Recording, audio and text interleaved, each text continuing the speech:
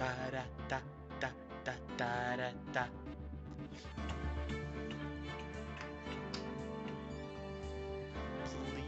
Okay. Nice. Okay. Let's finish setting this stuff up. Gonna put this one here, this one here. Because we will use the controller to play, as always. Oh, look at that! Look how many people are playing tonight. Lanyon now. He's almost done with the achievements. Jesus Christ, good job. Alex Frost. That's a good one. North the line. That is the GOAT. And then that's me.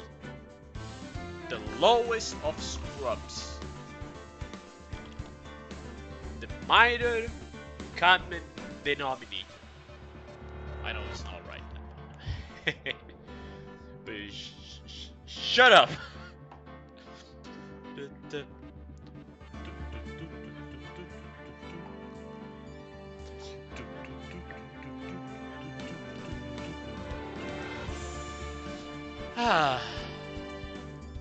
It's good to be back.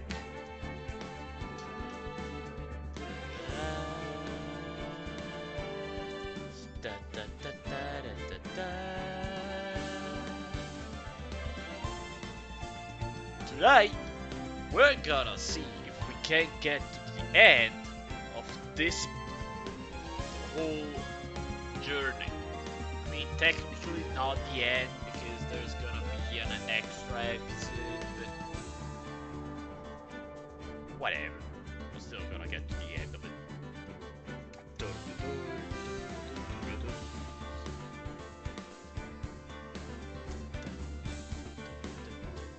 I'm gonna wait a couple of minutes, then we're gonna start. Meanwhile, I'm gonna play some magic. Magic is the magic number 336 and 17. We are going to look for a beautiful forest. Damn. Still funny that I only have 2 forests in my deck.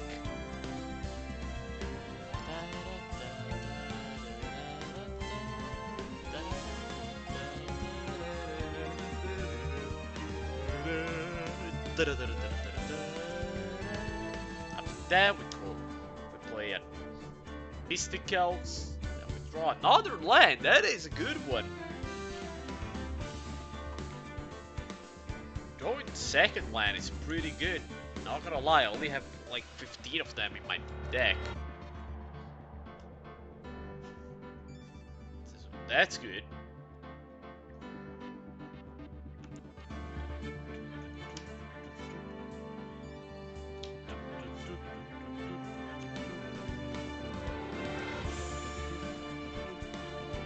Almost done. Oh man, Gris is very fun to play. Not gonna lie.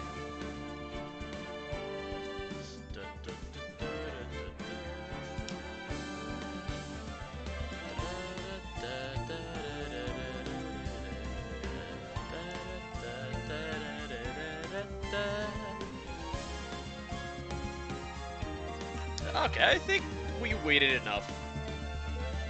I think we can start playing. 10 seconds. We're getting close. We're almost there. 10, 9, 8, 7, 6, 5, 4, 3, 2, 1. And that's time. Okay, let's start. If people wanted to join, well, they should have joined. Noszellas data, yes. Let's see what the fuck is going on tonight. But before,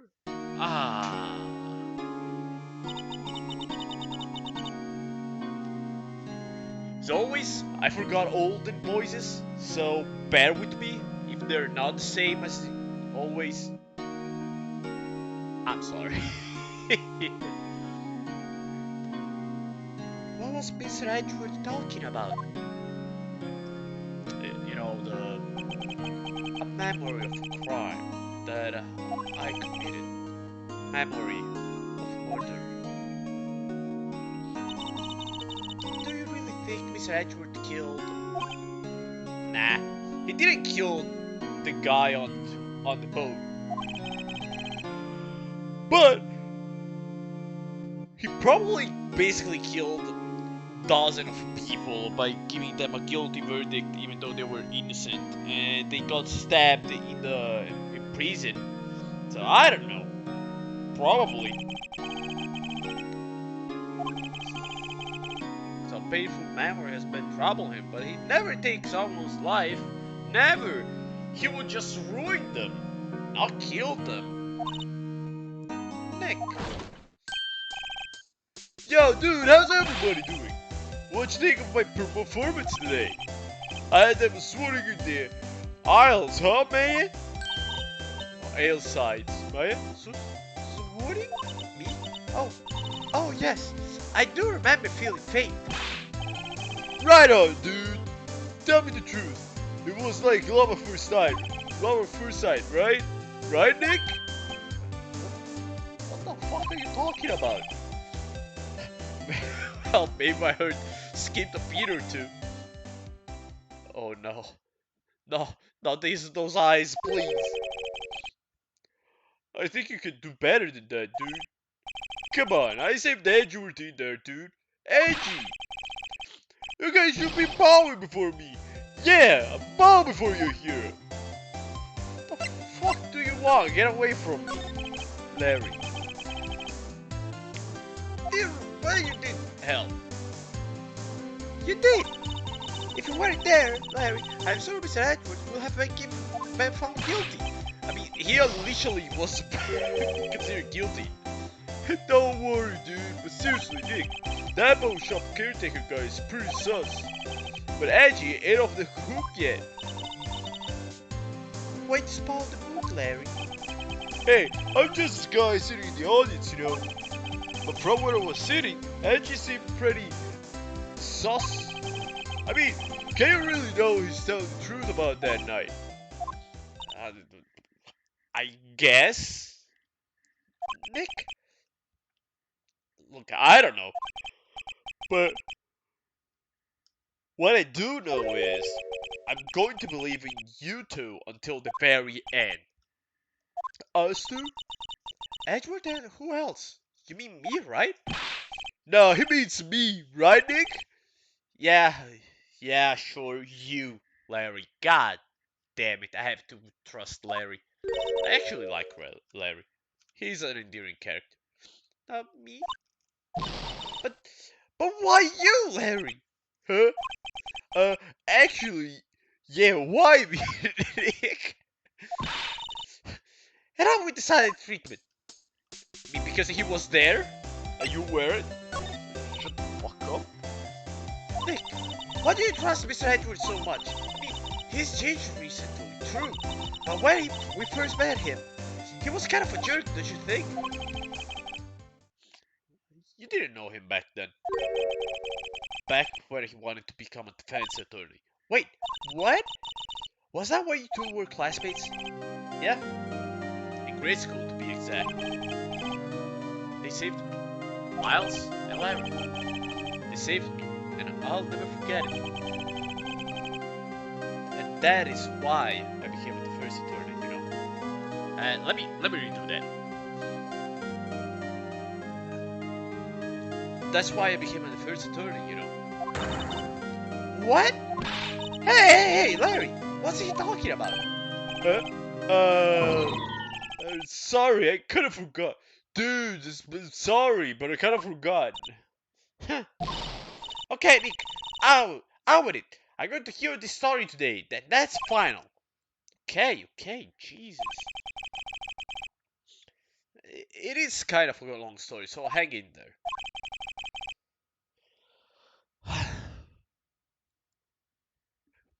It was the very end of the third grade.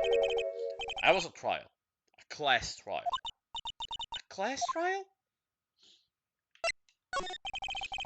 You remember, Larry? Spring, end of the third grade. A kid on our class got his lunch money stolen. Lunch money? Our school was really small. Every month, kids will bring in an envelope with money for lunch from home. Huh, I see. Anyway, this kid's envelope disappeared with 38 bucks still inside. Oh yeah, yeah, dude. Oh yeah. Now that you mention it, I do remember that. I can see why you forget them. You were out of school that day. Anyway, the envelope had been stolen during PA class. I was coming down with a cold, so I skipped PA that day. I was the only one not in class that month. So they thought you did it? Yeah. The kids in class said I should be put on trial. Trial? So the next day we held a classroom trial with me as the defendant. Look at the teacher just being a bitch. A teacher, but like a beacher. The kid is literally crying. Why didn't you check his backpack the same day? Check his backpack. Check his storage. Look what he's doing. Holy fuck.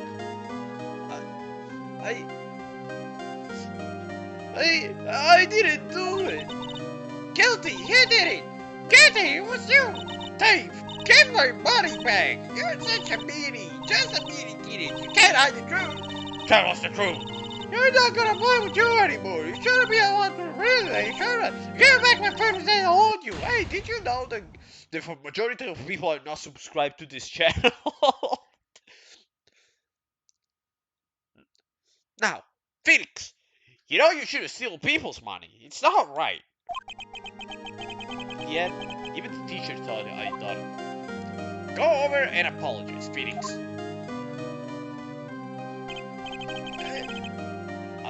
I didn't know what was happening. I was so sad, and I couldn't stop crying. I mean, my brain was not fully developed because it was literally trapped inside the hair.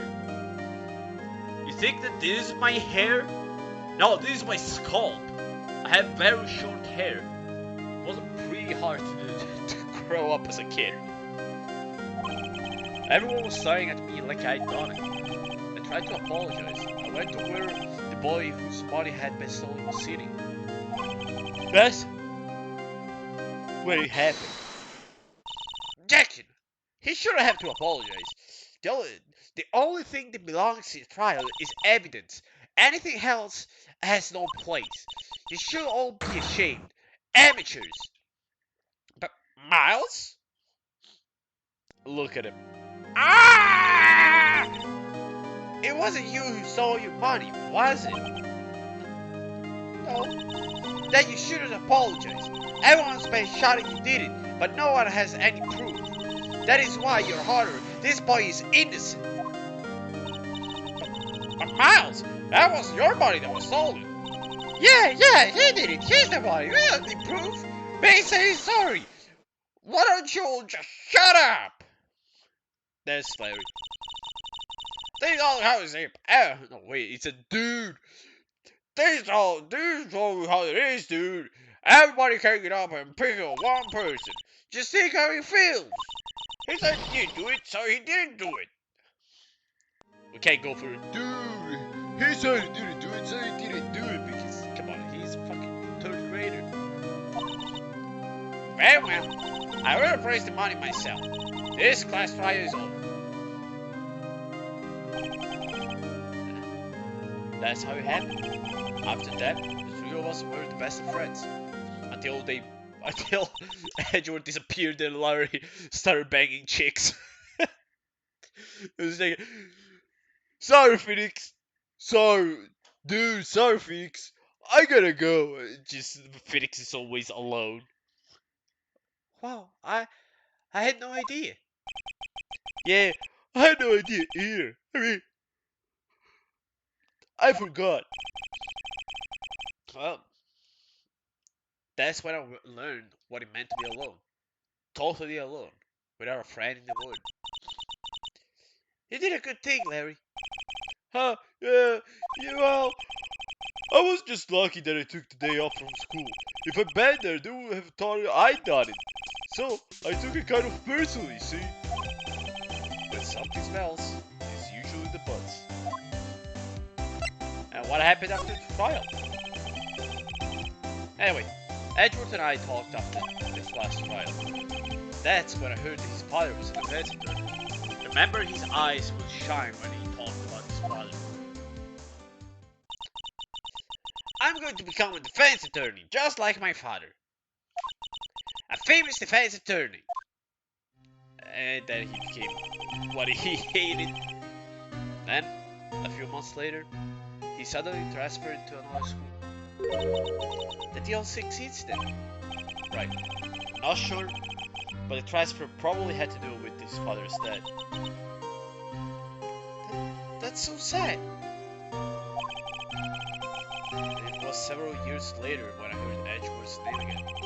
There was an article about him in the newspaper. The headline was something like Dark Suspicions of a Demon Attorney. Fabricating evidence, manipulating testimonies, covering up facts. The article said that he'd do anything to get a guilty verdict. Anything. But why? What happened? I mean, that's not the edge I used to know at all. That's what I thought too. I tried to get in touch with him. I don't know. I tried to get in touch with him I don't know how many times. But never replied. I guess he didn't want to see his old friends. I couldn't just drop it though. I wanted to meet him. To learn why he had become who he... I wanted to meet him. To learn why he had become who he became. That's when I decided. Wait, you don't mean that's why? That's why you became a defense attorney? To meet Edward?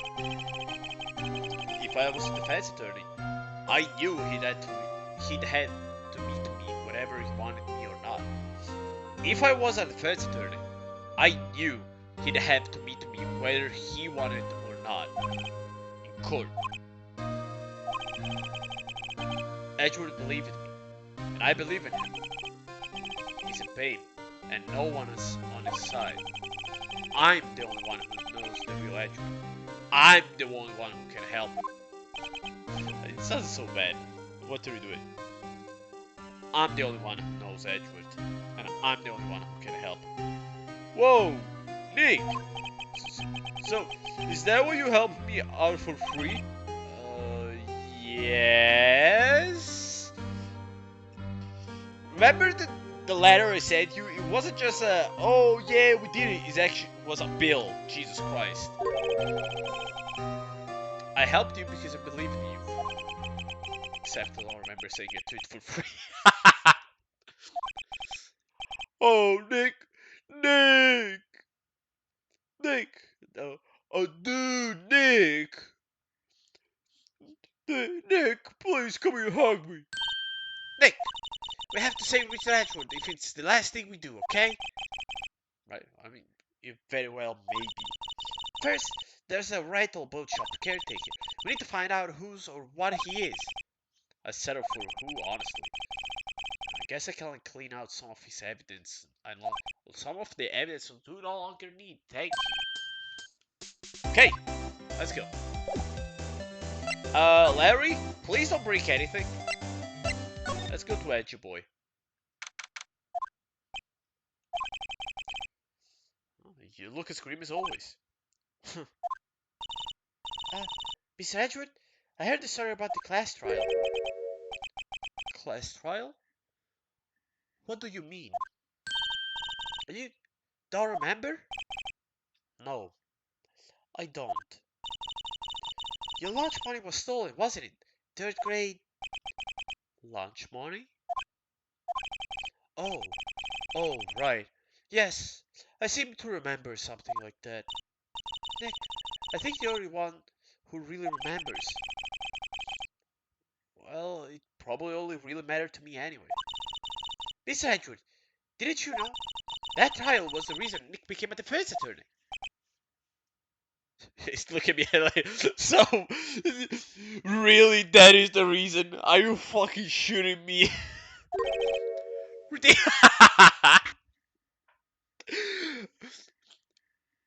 Ridiculous. Gee, thanks. That said, it does sound like the kind of things you do. You haven't changed a bit, have you, right? So simple. To a fault, even. Well, maybe yeah, but I think you changed too much, Edwin. Perhaps. Perhaps. Hey, Edwin, why did you become a prosecutor? A prosecutor, anyway. You used to look up to your dad. You say you wanted to be a defense attorney, right? I couldn't let myself deny reality like you. What do you mean? My father was taken from me, and you want me to defend criminals? I'm sorry, Wright, but I'm not that good of a person. One suspect was apprehended to your father's murder, right? Yes. The man trapped in the elevator with my father. His name was Yogi. He had to be the shooter. Any way you look at it. Yet, he was found innocent. The defense attorney got him off the hook. That would be Robert Hammond. Sorry for Rob again. Yeah, that is a very bad joke. Yeah. I'm sorry. On that day, 15 years ago, the three of us were trapped in that elevator for 5 hours. When we were rescued, we all suffered oxygen deprivation. I had lost all memory of the murder. Lost your memory? Even now, I can't recall what happened in that elevator. That was the crux of Yogi's attorney argument in court.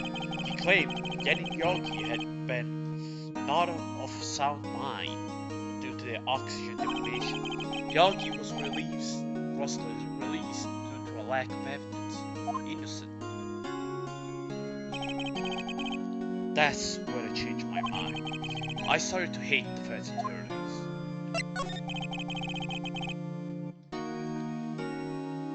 Well, what's your relationship with Von Carmen? He's my teacher and a man who deserves respect. I learned everything I know of courtroom techniques from him. So, he's like my sister was to you, Nick. He is a perfectionist in all things. In court, in his personal life, he is obsessed with doing everything perfectly. Perfectly, huh? In all the cases he had taken on, none were left unsolved, and not one suspect was declared innocent, ever. But that's... I know. It's possible some of the suspects were indeed innocent. However, it is impossible for us to accurately determine. It's impossible for us to accurately determine that in every case. All Von Karma does is his job, to find the suspect guilty perfectly. In any case, it's not well impossible to find a weakness in him. Should a weakness appear, he will do everything in his power to make it go away. Edgewood? If what you're saying is true, you're headed for a guilty sentence. He's right! He's right! There's no time to praise the enemy, Edgewood. It's a strange situation in which I find myself. I'll admit. No kidding. Well, see you later. Let's go to Court Lake. Yeah. Hey, pal. Long time no see. Oh, Detective Gumshoe. Close one today, huh? I got so worked up, I snapped my tie in hell. Sorry about that. No problem, pal. Thanks to you, we now know who really did it. You mean the boat shop caretaker? Look, I'll make you a promise. I'll have that criminal in my custody by trial time tomorrow. Come what may. It's my duty to you as a police officer. Now, I'm off to catch me a criminal. Bye! Whoosh! Huh? Detective Gumshoe sure is active today. Oh, one other thing! No one can go into the woods today. The woods? You're not of camping? The woods are off limits to camping, and apparently the park ranger found out. He got pretty mad. No one can go for a while. I guess Lotta is on a lot of trouble. Anyway, I'll be seeing you tomorrow. Whoosh! Just like that. He's gone. Forever, never to be seen again.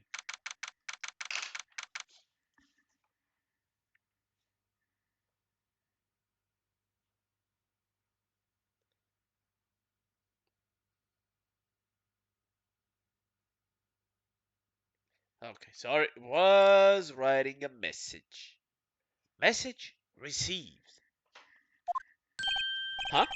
The steel eyesore is missing. Eyesore? Looks like the hot dog stand is closed too. I guess Larry's too busy worrying about Edgewood to show up for work. You know, he was at the trial, dum-dum, and he was in our home. Let's go into the place. That old daycare got away. Yep. I never imagined he might be the real murderer. Huh? I know the cleaning of the truth anyway. Oh, I'm sorry. My boy. My boy.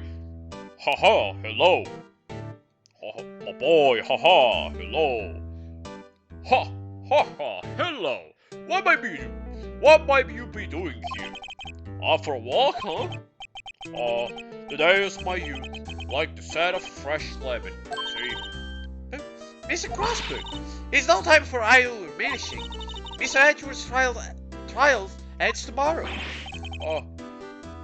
That is true, yes, my boy. My boy, that is true, yes.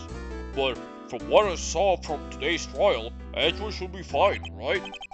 Well, I'm not so sure about that.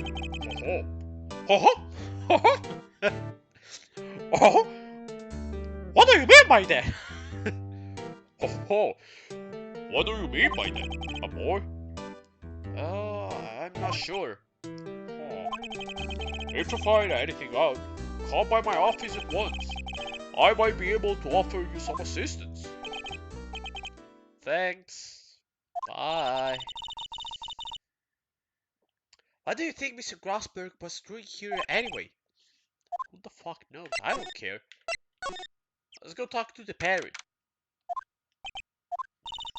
Nobody's home. Hello! Hello! Hey, it's Polly! I wonder where your owner's gone, Polly. Hello! Hello! I can't believe he ran off and leave his poor parrot to fend for herself. Hello! Hello! Okay. Let's do this one. That reminds me, Nick. Polly here knows the number to the safe, right? Yeah, that's right. Polly, what's the number to the safe? 1224. 1228. Let's open it, Nick. Come on. I'm sure there isn't any money there. But hey, he keeps it locked, right? There must be something of value there. Not so sure. Okay, Nick, let's see what's inside. I guess there might be something useful in there. The only thing here is a letter. A letter? Boring. There's no name of signature of this thing. It's handwritten, very precise, clear letter. Get your revenge on Miles Edgeworth? Nick! Why would Mr. Edgeworth's name be on there? How should I know? I'm going to read the whole thing. Give me a second. Get your revenge on Mr. Miles Edgeworth. It also says, this is your last chance. Now is the time to get revenge on the two men who ruined your life. The rest of the letter goes on to describe the more important details. Wait! How to kill Robert Hammond and frame Edward. Go Edward out to the lake, getting on the boat, firing twice. This is actually what I figured out today in court. This is all here. Perfect details.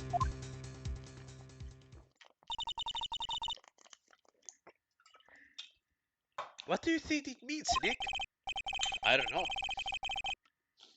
But it looks like there are instructions for that caretaker.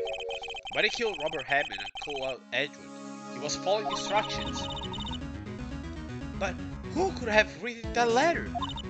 And what does it mean to get revenge on Miles Edward? Look, I don't know, okay? But one thing's for certain, this letter is an amazing clue. We're gonna make everyone's jaw drop. Letter from the same editor to the court record.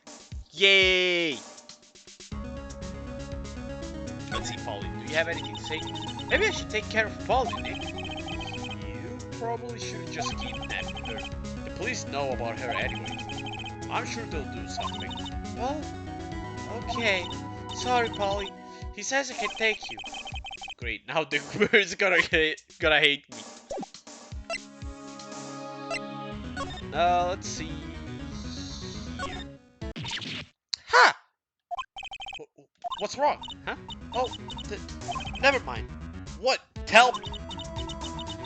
Just when I saw the TV, I remember they're showing a Pete Priest special this week. Ah, fuck you. Oh, I just imagine Phoenix just going from a to he just defaults to the T-pose face. Because oh, see, that's why I didn't want to tell you. Okay, I want to see if she's gonna stop. Everything's cool. Looks like he didn't turn his heater off. Guess he hasn't been back here since the trial. Okay, no, she's not gonna steal cookies. Okay, let's see. We've done everything here. Let's go to the criminal affair. Looks like Detective Gumshoe hasn't gone back yet. Oh, Gumshoe? He won't be come back today. Oh, really? He said there was some guy who was to arrest by tomorrow. The boat shop caretaker. He said something along. Catch you if it's arrested, ain't no pal. Oh, good luck, Gumshoe. Okay. Oh, no, okay, yeah. Sorry. Let me go back to Crossberg. He's out. God damn it, again. Why does he work anyway? Now. Don't be harsh. We'll come back later. Guess we are missing one day left, Nick. Yeah, I know. Hell, no time to waste. Let's get going. Dude, we just came back for a second. Jesus Christ. Guess we are still missing one clue inside the boat rental shop.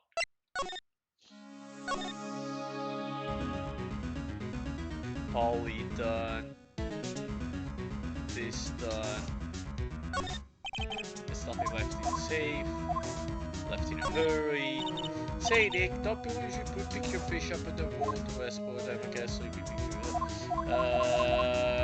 Nothing important. That fishing pole looks expensive. Maybe we should bring it to Detective Gumshoe. Don't you think the caretaker would mind? Well, we can't just leave him the metal detector in exchange. Maybe we better not. Let's see. No, bird poop is not enough. God, doesn't look like he used the kitchen much. You're right. I guess the whole pasta restaurant thing was a lie. What, you thought he was telling the truth?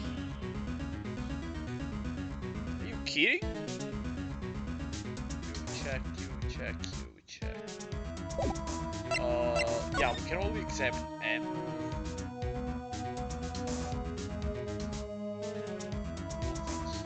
Nothing here. Let me talk Birdie. Nope.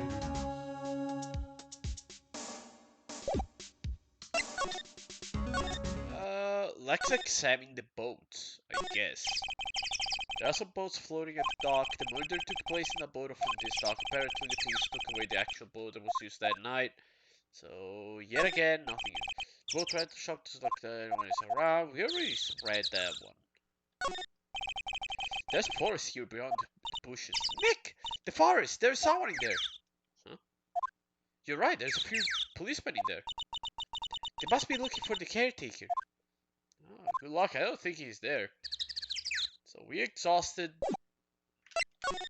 the things we can do here. I don't think we need anything around here. Nothing here. But we gotta go. We actually gotta go back to court to. No. Crossbirds.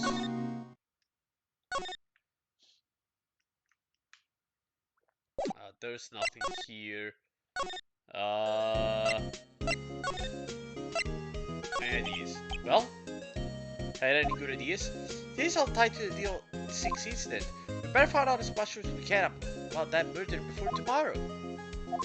Okay. Maybe we should go talk to him. This must be the chief of the detectives here. He's glued to his computer screen. What? That's not possible! The word ended yesterday? Must be giving a picture of the future of someone's homepage. Oh, detectives. Yeah, he's still doing that. Tasks. We can't go there. Maybe we gotta show something to... Oh, maybe we should show this one. Edward, see this letter? Huh? This came out of the safe on the shack where that boat rental caretaker lives. I see. Huh? Revenge on me? Who is that guy, old guy anyway? I don't know. Could it be an innocent defendant that you got declared guilty or something? Nice. Right. But I don't remember that old man. Not at all. So he was following this letter then. Which means there was someone else behind it. Now's the time to get revenge on the two men who ruined my life. Two men. Meaning him, myself, and Robert Hammond. He also says, this is your last chance. Hi, Ruben. Last chance? Wait, maybe he was a Kingdom Hearts fan. He wanted to get the sweet ability. Maybe he's talking about the statute of limitation on the DL6 incident. Wait, that old man. What is it? Do you know who he is? Yogi. Could he be Yogi? Yogi? Yogi. Orse merende Yogi. Orse merende. I don't know the English version of Papara. The suspect of the DL6 incident, the one who was found innocent. Nick, no! That's the photo of his father, don't show him that! You're right. What is it? Oh, nothing. Huh? Let's show you again. Nothing much, we're just getting, informations. Okay. Let's move to Crossberg. Nope.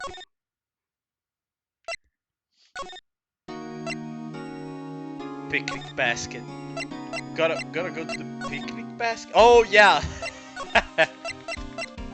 Okay. Yeah, we still gotta talk with little guy. Sorry, not sure I can help. Not sure I can help. It was that case that changed my life. And tomorrow, on December 28th, its statute of limitation runs out. Oh Oh yeah, sure, show the photo of his dead father. I mean, he would appreciate seeing his father one more time. Come on. Okay, he's dead, but that's semantic. The details. Tomorrow, could that be a coincidence? But even if the case is finally closed on paper, it will never be erased from my memory. Never. Poor Miss Edgeworth. Nah, who cares? Oh, there we go. Yeti Yogi was a court bailiff at the time. We just happened to be in that elevator together 15 years ago.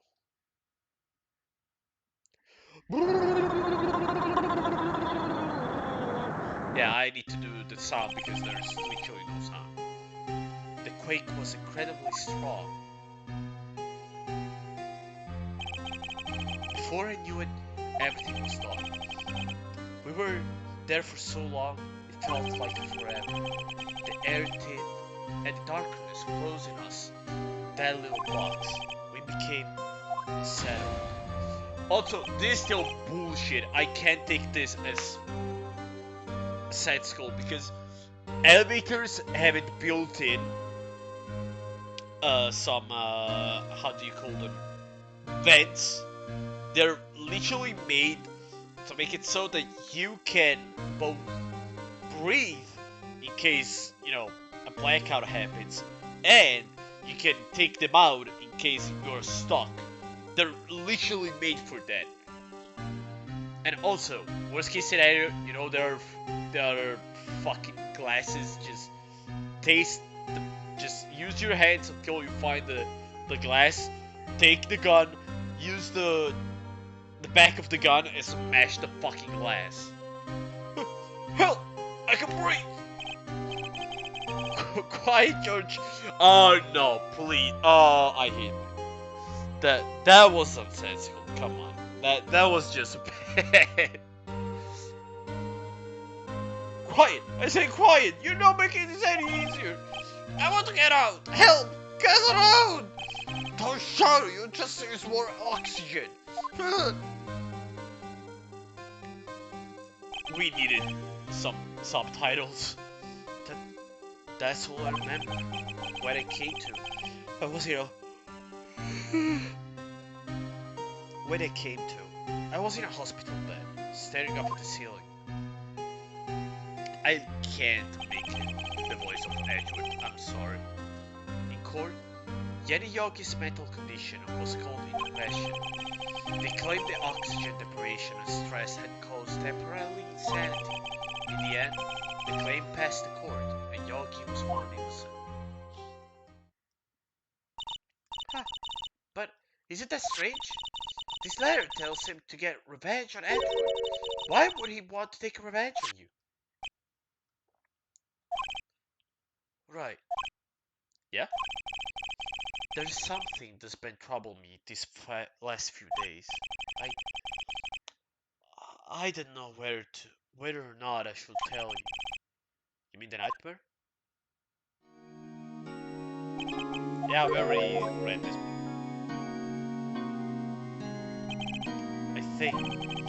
I think the time has come to tell more.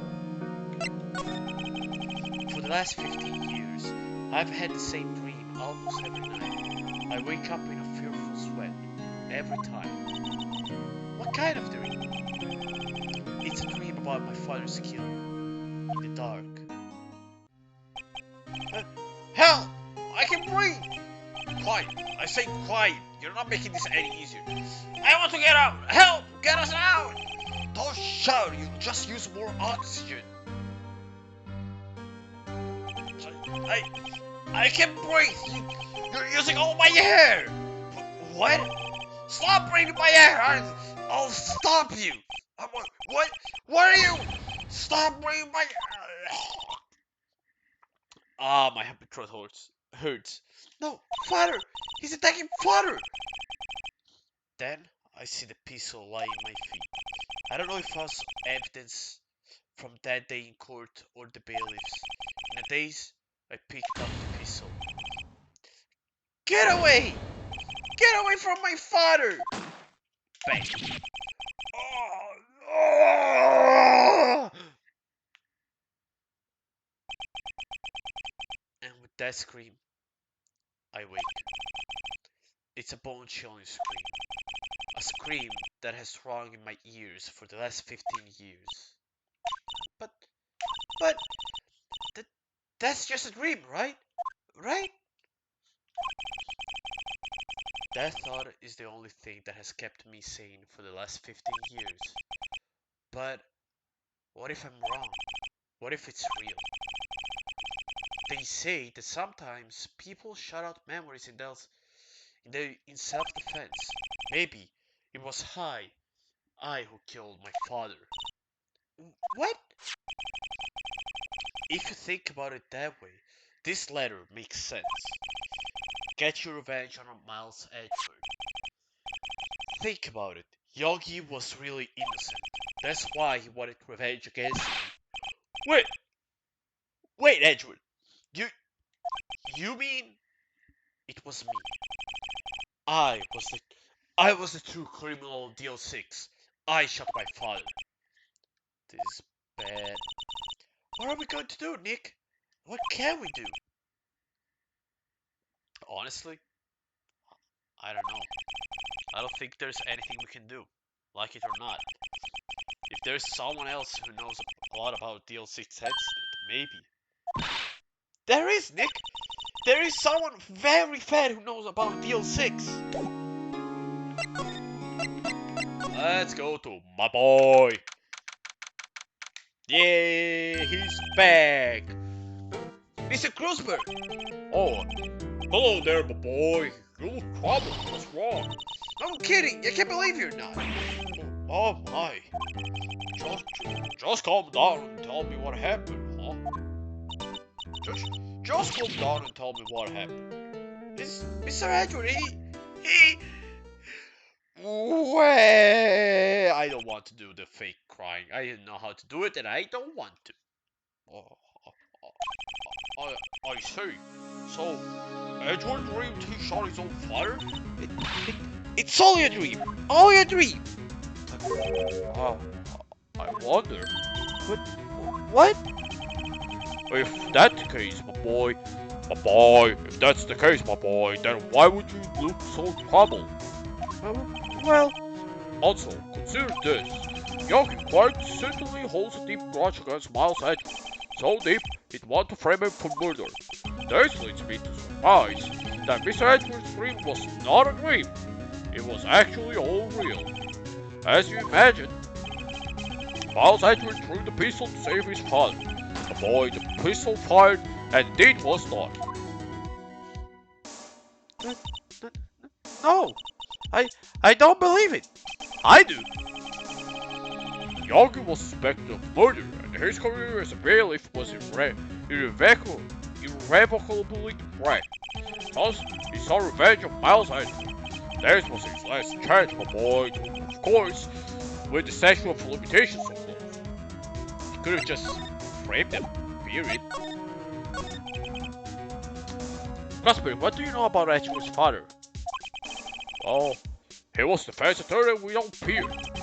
It sounds right, but it's true. Boy, there may have had one peer now that I can think about. Your mentor, my affair. My sister? Gregory Edgeworth was very disapproving of Mr. Von Karma's techniques.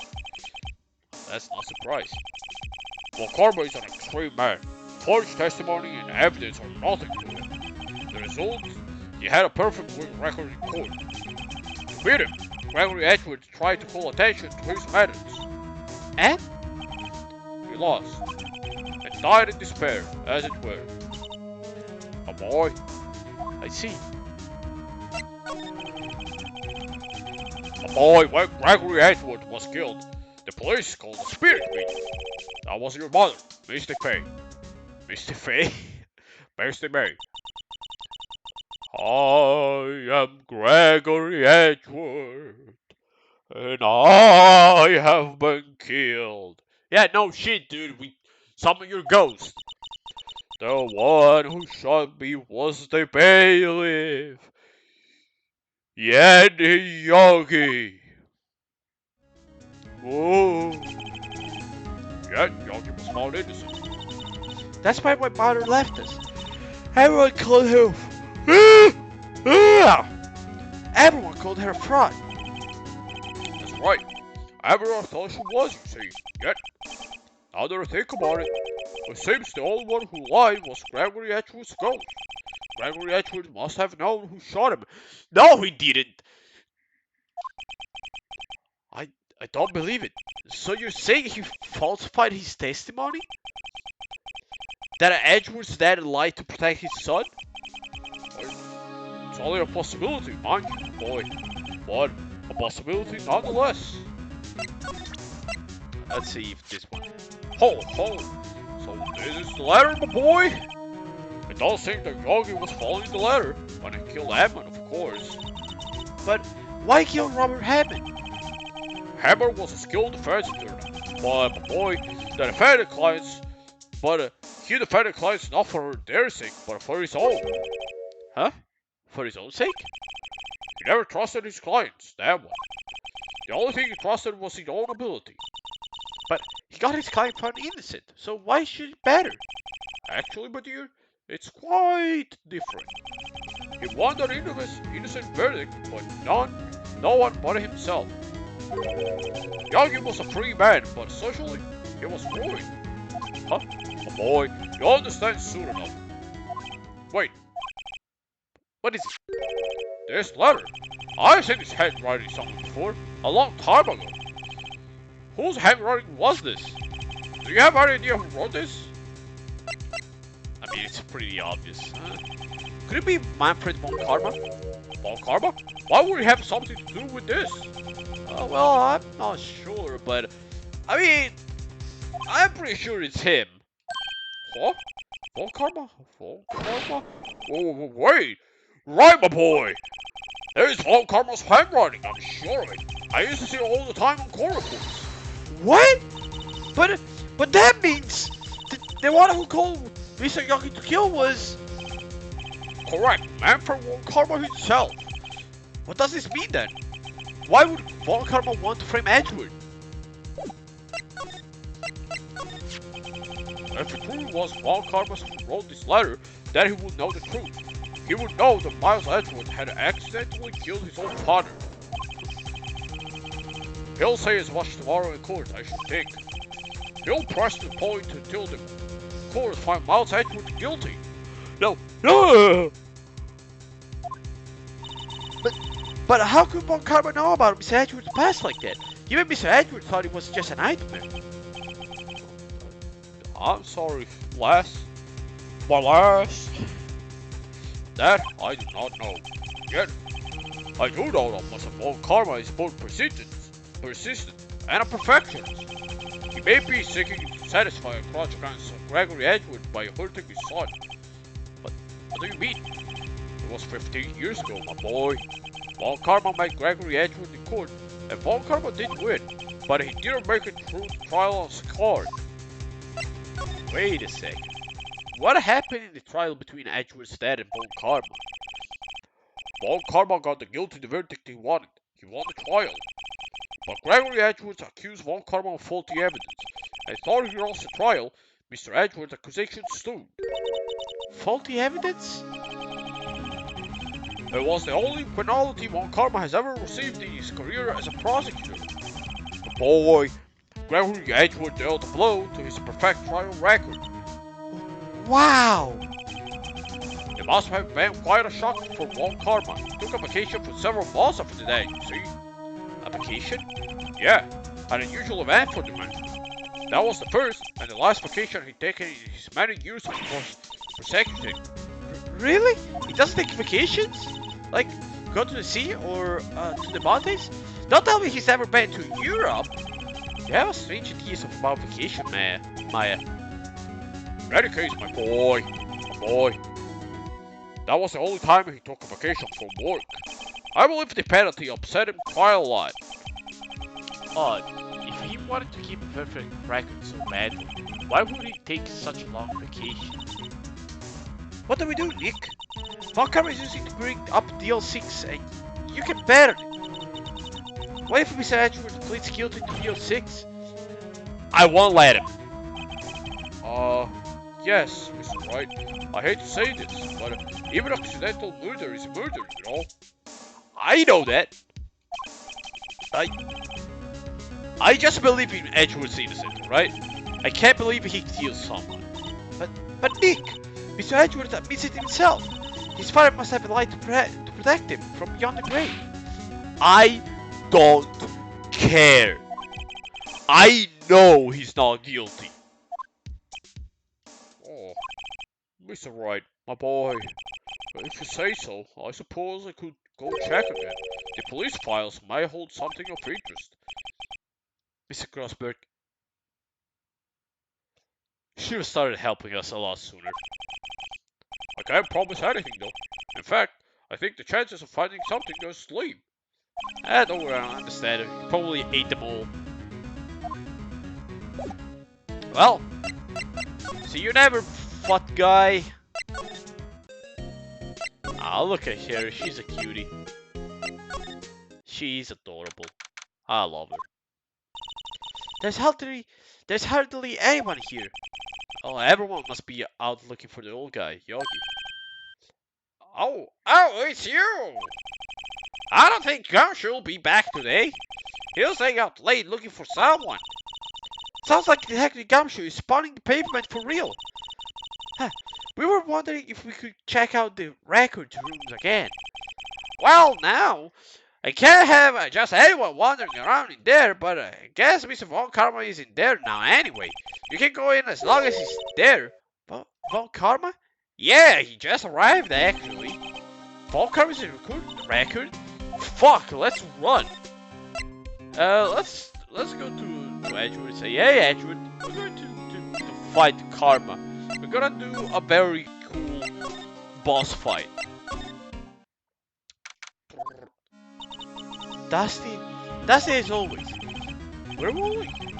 We were only here just yesterday. I'm sure they just haven't had time to clean, dude. What's wrong, Nick? Nothing, I was just noticing that he isn't here. On Karma. Huh? One of the drawers here is open. Someone must have been looking at it recently. The label says unsolved cases evidence. Solved cases? Nick! The file for DS6 is completely empty. What? What? Objection! What are you doing here? Yeah! Oh shit! It's actually scared the bejesus out of me, dude. Front-facing Karma is scarier than I remember. Holy fuck! It looks like a cat. Von Karma! You. How do you know my name? Huh? Have we met? What are you saying? We see each other every day, don't we? We're Miles Andrews' defense team. Defense team? I beg your pardon. You see, I rarely remember defense turnings. They're like bugs, needless things to be crushed. I can see how this guy was Edgeworth's mentor. Alright. Holy fuck! Oh god damn it. He looks like the JoJo Part 4 JoJo villain. He looks like... How's it called? God damn it. Oh fuck. Oh god damn it. I have it.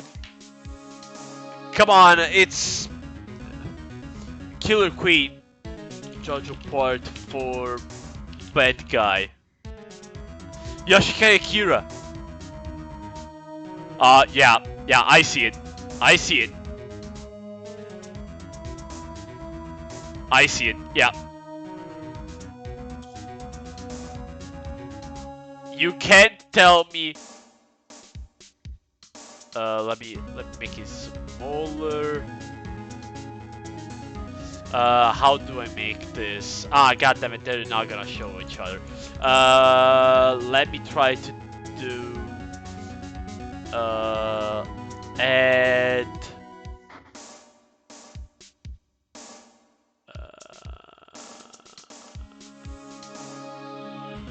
where is it? Media source? Nope. Oh, text window capture. Add sauce. Just give me a second, I'm setting it. Why? Why Vampire Survivors? Nope, not this one. This. Tell me they're not the same guy. Tell me. Von Karma is Yoshikage Kira. File, I can't unsee it now. I can't unsee it. Okay, that's enough. Let's just get deleted. No! He bites the dust in. He bites the dust into the fucking spirit shadow realm. Oh, okay, now it's okay. Mr. Edward is... Miss Edward, you're a student, right? Objection! Our majesty still can't shine when that feeder of a measurist. Just like his father, always second. But Mr. Karma, you had an axe to grind with Mr. Gregory Edward, didn't you? Me? A grudge against your defense attorney? Why? Why? Why? Because it dealt a blow to your otherwise perfect trial record? Objection! So you did, but what I don't get is, why did you take his son under your wing afterwards? The son of your most bitter rival. Objection! That, my dear attorney, is none of your stinking business. Come on, he just wanted to make his... he just wanted to make it so he's the son of the guy who hated the most became just like him. Tomorrow will be the last day of this trial. It's been a while since I've had a first attorney last this long. Objection, still you will lose in the end. Miles Edgeworth will not be his own guilt. His guilt of 15 years ago, you mean? You're quite a researcher. If you've done your homework so well, then certainly. Objection, you must understand. You know what Miles Edgeworth will tell to the court tomorrow. We were right. Someone Karma is going to bring up DL6 in court tomorrow. Let's just show this. Also, why the fuck do you have the paper? Just... why didn't you make a copy out of it? It's from Karma. Have a look at this. This was you, wasn't it?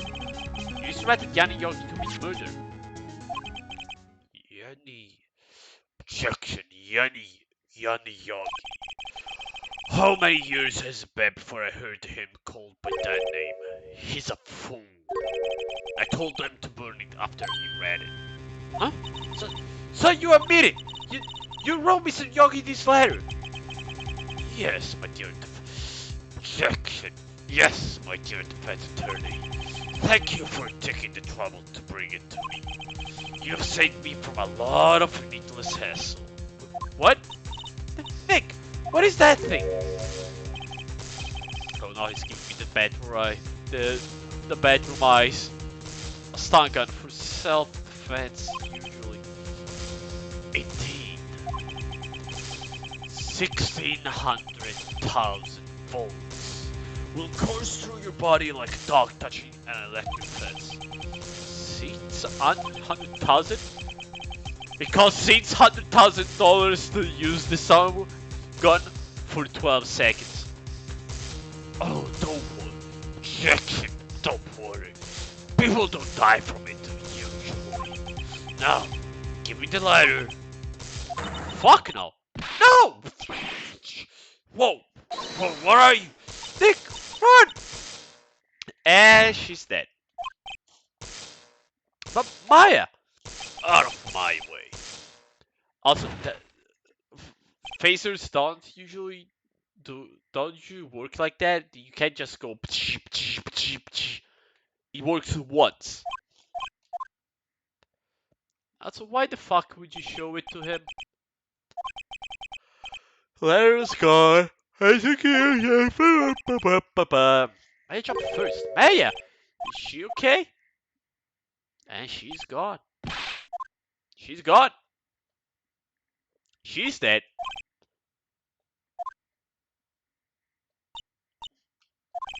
Maya! Eh?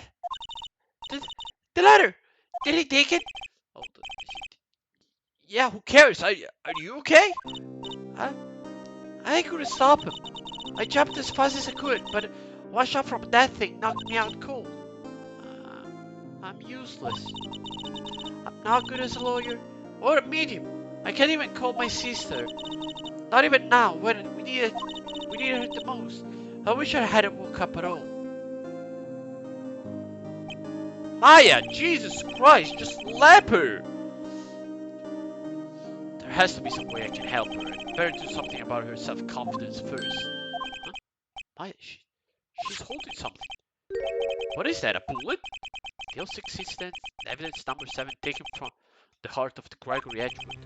I remember, Von Karma was holding this, but Maya jumped on him. Wait, she jumped on him! Yay! Yay! You did it! You did something, Maya! Yay! You're not completely useless for once. Nah, she's very useful. She takes the folds for us. Yeah, let this be a two-parter. Let's finish this. This is it. Judgment Day. Today, things are going to get settled at last. A lot of things, actually. Ah! Oh wait, ah! What's the big idea? Sorry, Nick. I only touched your shoulder. I guess this shock hasn't worn off from my running with the saga yesterday. Anyhow, today's the last day of the trial. Good luck, Nick. Yeah. Thanks, Maya. Oh shit, Edgewood is looking glum as always. I hope Von Karma doesn't push him too hard. Yeah, no, don't worry about it. Von Karma pushing people, nah. Well, when has he done that? Never. Whoa! What are you doing? So sorry. I'm sorry. I just thought I'd cheer you up with a pat on the back. Maya? Maybe you should go outside and discharge? You know, stay away from us? Dude, right, good idea. She's a doll. She's a cutie here. Come on, she really is a doll. Try not to kill anyone on your way out. Wow! No, wait. Pal, whoa! Wait. Whoa, pal!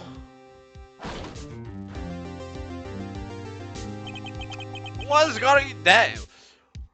Pal, what's going dagger, pal? Detective Gumshoe. Morning, Mr. Edward. Oh, good morning. How did you go, Detective? Have no fear. As promised, I've captured the runaway caretaker. Just brought it in. Took all night, pal. I just realized I like the idea of Gumshoe having the same voice of Gohan when he's doing Great Saiyaman. Have no fear, pal. It is I, the Great Gumshoe, and the rescue. Fuck, I can't unsee it now. Thanks, Detective Gumshoe. Must be tired. Actually, after after that shock I got on the way in, I feel pretty good. I can say he's forgotten his own name, but that has to be a fucking lie. I know it. Why would he want a ranch on Edgewood if he couldn't remember his past? He does remember, and I'm going to prove it. Let's go. Let's fucking go! Order in the court. Court is now in session for the trial of Miles Edgewood. The defense is ready, Your Honor. The prosecution. Objection. The prosecution is ready. Right, very well. Very well. We have reached the final day of our proceedings in this trial. I ask that the prosecution to submit decisive evidence. Understood. Come on, don't be awed into silence by every little thing he said. Jesus Christ, Judge. Very well. Mr. Karma, your opening statement. Right. Thanks to Detective Gumshoe's affidavit, the boat rental shop caretaker has been arrested. Yesterday's trial, the defense asserted that the caretaker was the murderer. However, the caretaker has yet to confirm this. I would like to ask the defense to cross-examine him as much as necessary. Very well. Please bring the witness into the courtroom. Yay! My favorite character to voice act. Ladies and gentlemen of the court, I believe you all remember our witness. He lives in the boat rental shop on the lake, from where he witnessed the incident. In addition, he has currently lost memory of his name and identity. Order in the court, witness. Why did you run away yesterday? Objection. The witness was not running away, as he will now testify. I see. Very well. Please begin your testimony. Alright.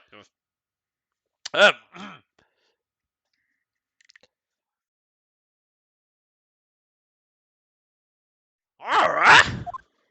What? What happened? I'm really sorry about... I've seen it. I'm really sorry about just leaving yesterday like I did. But I wasn't running away or nothing. I went to get some food for Polly, see? So I went to get some food for Polly, see? I figure I got nothing to do with my incident anyhow. I mean, I need one of those motive scenes. No, wait, I don't like this voice. I've seen it. Okay, give me a second. When you can't find the voice, just go to YouTube.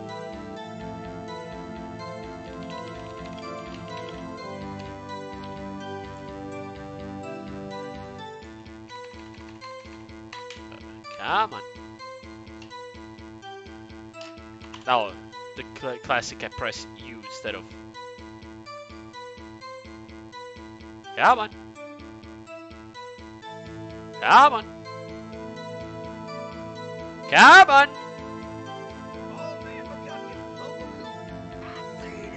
I've seen it! I've seen it again!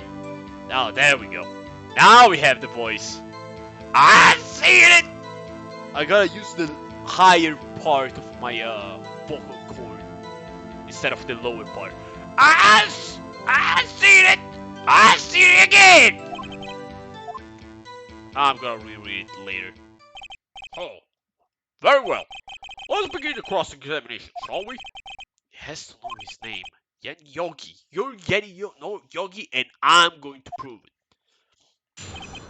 Let's try to change up a bit. I'm really sorry. I've seen it. I'm really sorry about it. Oh shit, it's actually really hard to do. I've seen it. I've seen it again. Ow. Okay. Well, let me drink a little bit of water because Jesus Christ, this thing is very hard for my voice.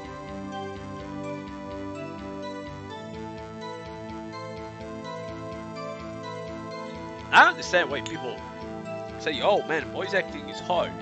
It's not only the fact that you gotta you know, act natural, which is something that I can't do. But it's also sometimes the voices are very fucking tiresome for your throat. I've seen it. I've seen it again. I'm really sorry about just leaving yesterday like I did. No, I don't like it. It could be a bit more like that. I'm really sorry about just leaving yesterday like I did. But I wasn't running away or nothing. I went to buy some food. I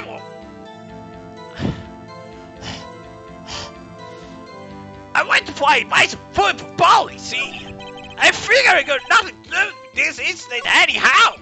I mean, I need one of those motive things, right? And I don't got one. Okay. It's very fucking hard. Okay, let's press it. I call what you did running away and not just leaving. You heard Larry's testimony and realized you were in danger.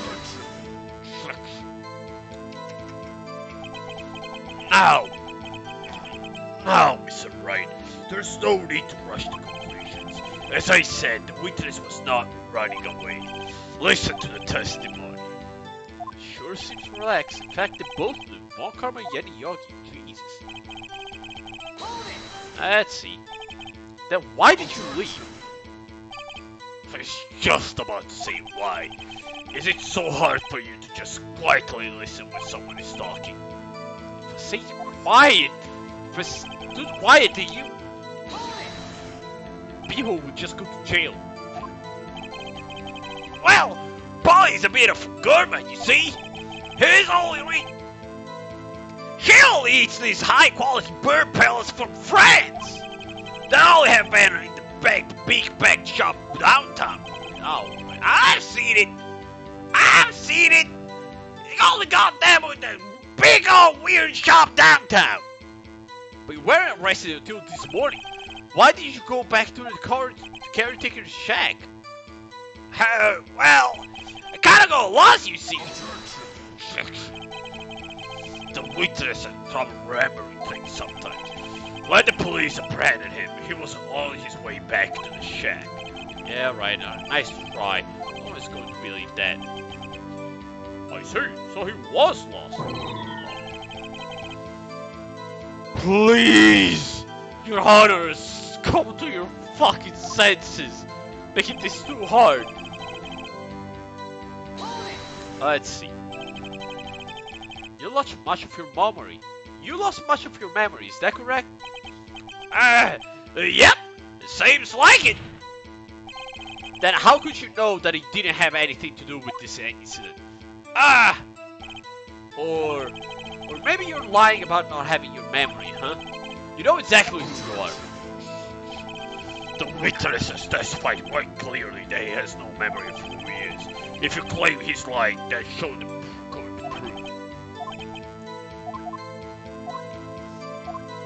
Goddamn it, I thought it was the end of it. Oh no, I have no proof. Carver's like, Haha, you little bitch. No proof. oh fuck. Can we make a phone karma? Megamind face with no proof.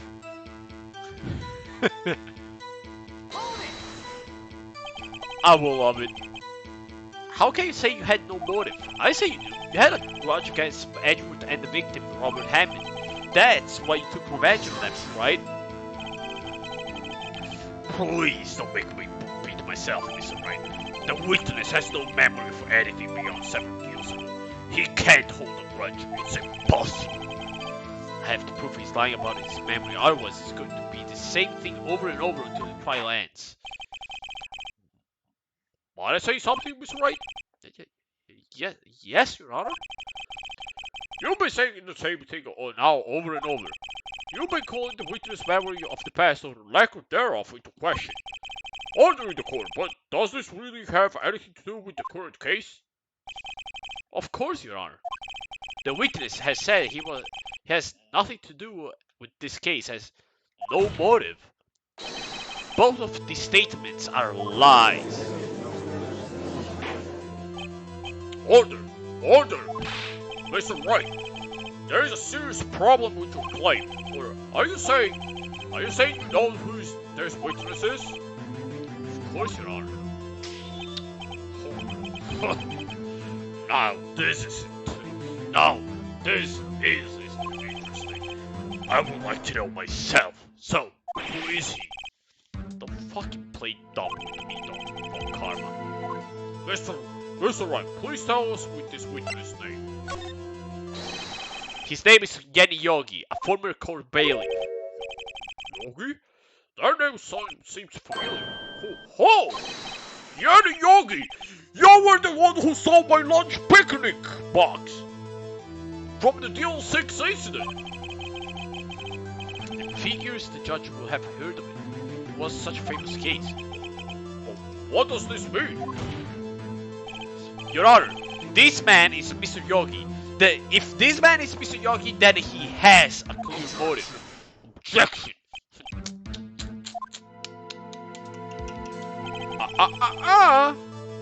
Jumped into conclusion again, Mr. Wright. This man, our witness, is Yenny Yogi? Fascinating. However, how do you propose to prove this to the court? This is a court of law, as you may recall. Need to prove, and allow me to repeat once more, that the witness has lost his memory. This is it. I have to do this now. If I can't prove he's Yogi right here, right now, then I've got nowhere else to go. Nick, how are you going to prove it? How can you prove that he's Yenny Yogi? It's okay. It's actually quite simple. Your Honor, please take this man's fingerprints. Then we'll compare them to the fingerprints of file for Yenny Yogi 15 years ago. You see? That makes sense. Huh? I'm so very sorry, Mr. Wright. Oh, why? The witness has no fingerprints. What? No fingerprints?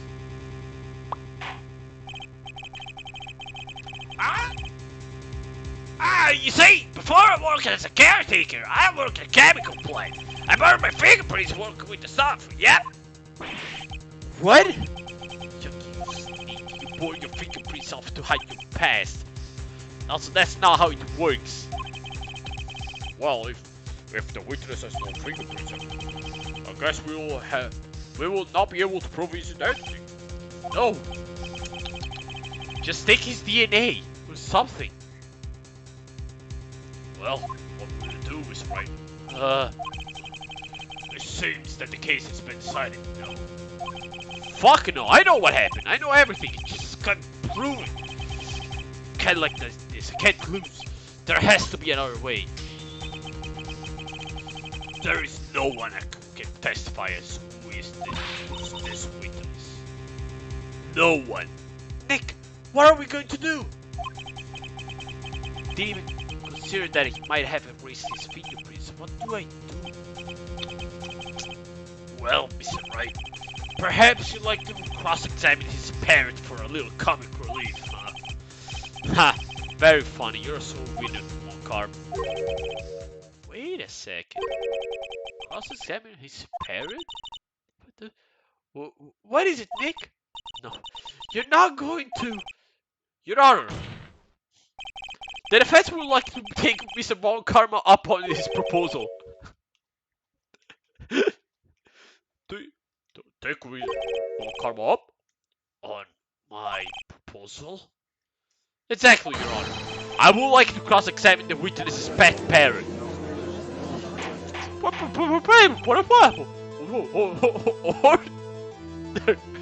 Order! Oh, what do you think, Mr. Von Karma? Need you even ask? This is a farce. I object. Objection! Wait a second. You were the one who suggested I cross-examine the parent, Von Karma. I have a right to do as you suggest. Well, if you're so desperate, then please be my guest. Be my guest, be my guest. Of course. Sure you go through with this, and nothing comes out of it. Then I hope you're ready for the consequences. Nick, this is crazy. Well, still want to go through with your little game. Let the parrot take the stand. I will cross-examine her, Your Honor. If it's the last thing I do. This is the most ridiculous thing I've ever heard. Mon Karma's rigged every piece of testimony, every piece of evidence except the parrot. She's my last chance, at least I think so. Bailiff! Bailiff! Bring up the parrot. Not that one! Oh, gee, oh! Why? Bailiff! This is a court of law! That's quite a bird. Please tell us your name. No! The witness is ignoring me. It must hurt to be ignored by a bird. Very well, witness. Who is your honor? Please testify for us. Who is your honor? How? How?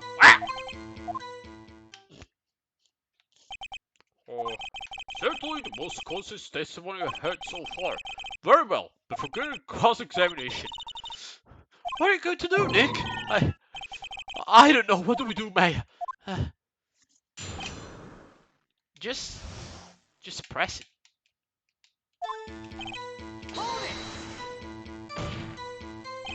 Witness, you can't just say hello and accept us to get anywhere. I want you to testify. Maya, you talk to her. Right. What do I say? As I recall, 2 days ago, he said something about Deal 660. Yeah, don't forget about Deal 660. Yeah. If we can't get Paul to say that here, that will prove that the caretaker is something to do with Deal 6. Polly, have we forgotten something? How? How? Ah! That's not what you're supposed to say. Forgot something we forgot. Hello! Hello! Ah!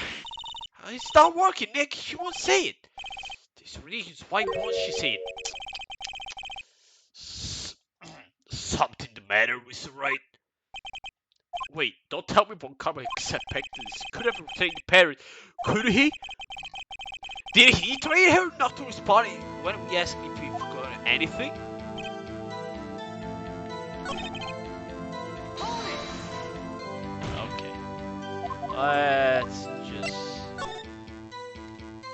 Let's start with the name. What's your name, Polly? Polly! Polly! Polly! Polly! Ah! Mr. Wright, I think we established that the parrot's name, Polly, doesn't have anything to do with her owner's identity. Yes, it does. Ha! Fascinating. Claim that the parrot name will prove her owner's identity. Then show us this proof. Nick! Don't you think you're taking the bluffing a little too far? Listen, we're not here to answer the question of who is the caretaker. We're here to prove that he's Yeti Yogi. All we have to do is tie her name Polly to Yogi. Your Honor, the proof that the parrot's name reveals the caretaker identity is...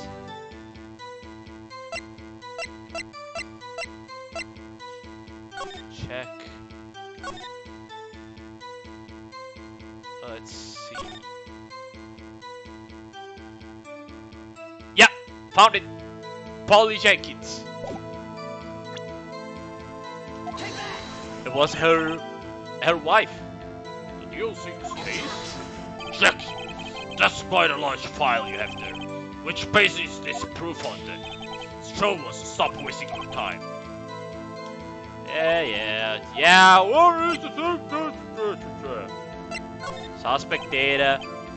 It's on the suspect data page. This page has all the information about Yeti Yogi. Right after he was arrested, his fiancée committed suicide, see? Indeed, it does say that, yes. What was his fiancée's name? Polly Jenkins. Objection. Oh, no objection. Order in the court. Polly Jenkins. Polly. Exactly, Your Honor. He wanted to remember the name of his fiancée who had committed suicide. Also, why would you commit suicide just because somebody is being suspected. That is quite a jump. Just leave him. Run away. That is why he named his parrot after her. I see, I guess that is possible. Objection. A mere coincidence, that is all. My granddaughter has a dog she calls Phoenix.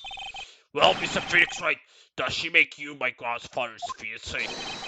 She's only 7 years old! Phoenix?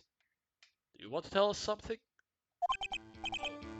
Hey, hello? It is a little bit weak for evidence on a murder file. You will need some other corroborating evidence? Fine then. But if we can get one more. Very well, witness, you may continue.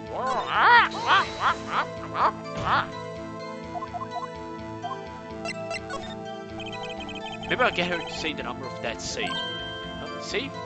Why? Look, let's just try to say it. Let's just try to get her to say anything, alright? Polly, what was the number to the safe in the shack? 1228! 1228! Ah! What? A reckless parrot? Well, Mr. Wright, you are claiming that this number has something to do with the caretaker. Actually, it does. That's why I had her. That's why I had her say it. Ridiculous. How can the number of a safe tell us who the caretaker is? Show us your proof. What could possibly link this number to the caretaker's true identity?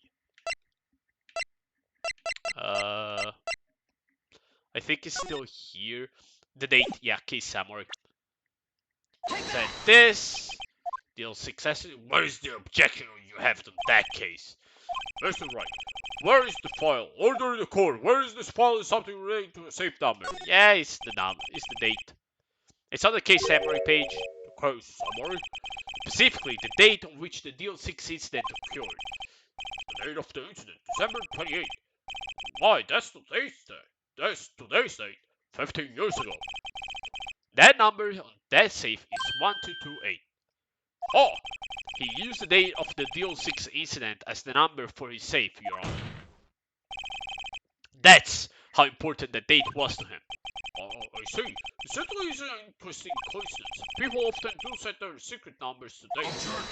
Objection. Well, there is no tangible proof. I set my ATM's card number to 0001 because I'm number 1. He said the line, haha, funny laugh now. This has nothing to do with the date. Nothing. That's enough. I think we've reached a conclusion here. This is a mere coincidence, that's all.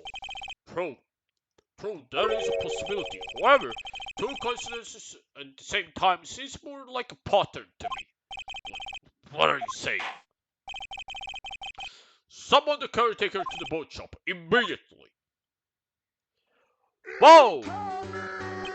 Boba boy! Welcome! I don't know what to say. Thank you for the raid. And welcome everybody. I'm destroying my throat trying to finish this last case of Ace Attorney. You're also on the last stretch. So you got to the good part. Witness, tell us your name. Objection. Hello, KJ Junes and Boba Boy. I don't know how you found my stream, but thank you. Are you a fan of Ace Attorney as well? Are you fellas fans of Ace Attorney? Because if so, get ready for me to butcher every single one of your favorite character voices. So just need an extra hour to finish up a case. I usually do either casing or trial, depending. I do only one a stream, but today we just went full trial. Today we're gonna finish it, and then we're gonna do the extra case, which I haven't played. You have no idea how big of a fan I have of this series. Oh, look, I have a partner. She kept dressing up as Edgewood, and she's a big Edgewood fan. Okay, give me a second. Okay, I'm sorry if I'm gonna stop for a second. I just want to show you something. Maybe can I show them? Can I show them one of your works?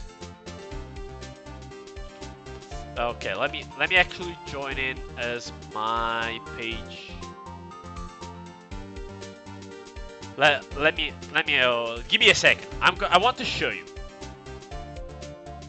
I do want to show you. Head art. She makes a lot of maybe not a lot because she doesn't post that many, but she has a lot. She's drawn a lot of Ace Attorney stuff. I want to show you something. Yeah, Phoenix and Edward kissing, of course. That is it. There it is. Ah, goddammit, it shows so small here. Damn it. I'm gonna show you. We're big fans of Ace Attorney. Playing through our third game on stream. Thought we're playing later games in the series. Hell yeah, Phoenix and Edward kissing. Yeah, they are. Also, Tekuro, thank you for the follow, and I'm sorry if you lost your skeleton. That is the only meme I managed to create. That was actually kind of fun. Meme capture. Yay. Boba Boba Boy! Also, you still lost a skeleton. Ah, that sucks. Okay, let me... Okay, it's this one. Man, I'm making... No, there is no bad guy about this one anymore. Facebook. That one. Let me... I can't erase it too much. This is one of her drawings. She makes really good drawings. That's some great art. Yeah, I know. She's a great artist. She's the one who made my profile picture. Uh-oh. Oh, no. Okay, I saved the controller. She makes beautiful art. Go check her out. Rebecca probably had art on Twitter and on Facebook. And this is just one. Okay, we're gonna go on a tangent for a second. I'm gonna show you some ginger dude. Like, still kind of Phoenix Wright. She's also a big Steven Universe fan, and she made. Did you give her a name? Give them a name? No, she didn't. So we should give this guy a name. Fate's Edge something.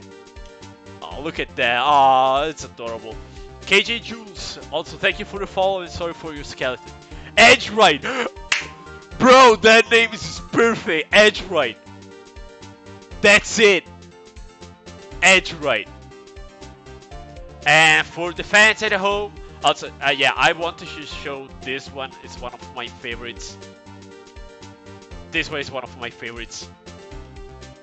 She goes, oh, Whitey, yay! That there's midday, and there is spooky day. It's spooky night. It is spooky night. And there's the fan fiction. There you go, fellas. Have some fan fiction. I suggest you check her out. She deserves it. She deserves it more than I do. Honestly. I kid you not. She makes great art. And I love her. She's the love of my life. And she also is a fan of the Adventure Zone. And other stuff. Yeah, see? She made my profile picture. And also she made this one. A long time ago. Look how freaking good this one is. I mean, it's pretty old, but... Edge Wright. Okay, that's alright. Just look at this. She looks so good. That is incredible. But now I'm gonna stop because otherwise I want to continue playing. But we can still keep talking because the artist, the woman herself is here in chat. Is Rebecca RRRH, also known as Rebecca, and she's chef kiss. And wanna know what? Her art is not even half as good as she is. I kid you not. I mean, to be fair, I'm kind of biased too, of course, but her art is beautiful. Go check her out. She's also made a couple of emotes. Gotta show them. I gotta show this one, the little Pogzel. I mean, it's the nozzle cool. She also made the Pogzel, and she just deserves it. See, Remy? I want you. I'm gonna say it in public. See, Remy? Your art is beautiful and people love it. Do more art.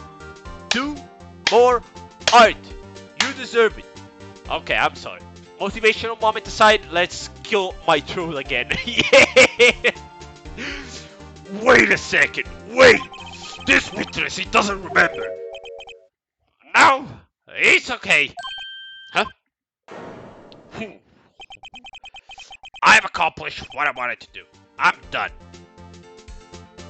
In this house, we love and appreciate Rebecca's art. Yes!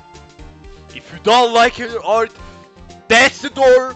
You can take the door, or you can take the fucking window. And I live in a second floor, so it's gonna be a better way out of this. Jokes aside, every artist's art is good. I don't want to be like, oh no, she's good, the other people are bad. Everybody's good. Because if you put your heart and soul into it, it means it's gonna be good. Also, his voice before when he was all crazy man was, oh, that is a cute pug, big one. This is cute. That's adorable. And also the other one, the art of my heart. His voice was, I've seen it. Oh, crappy dooley. You gotta take care of the noodly arm when I'm done. Now it was more.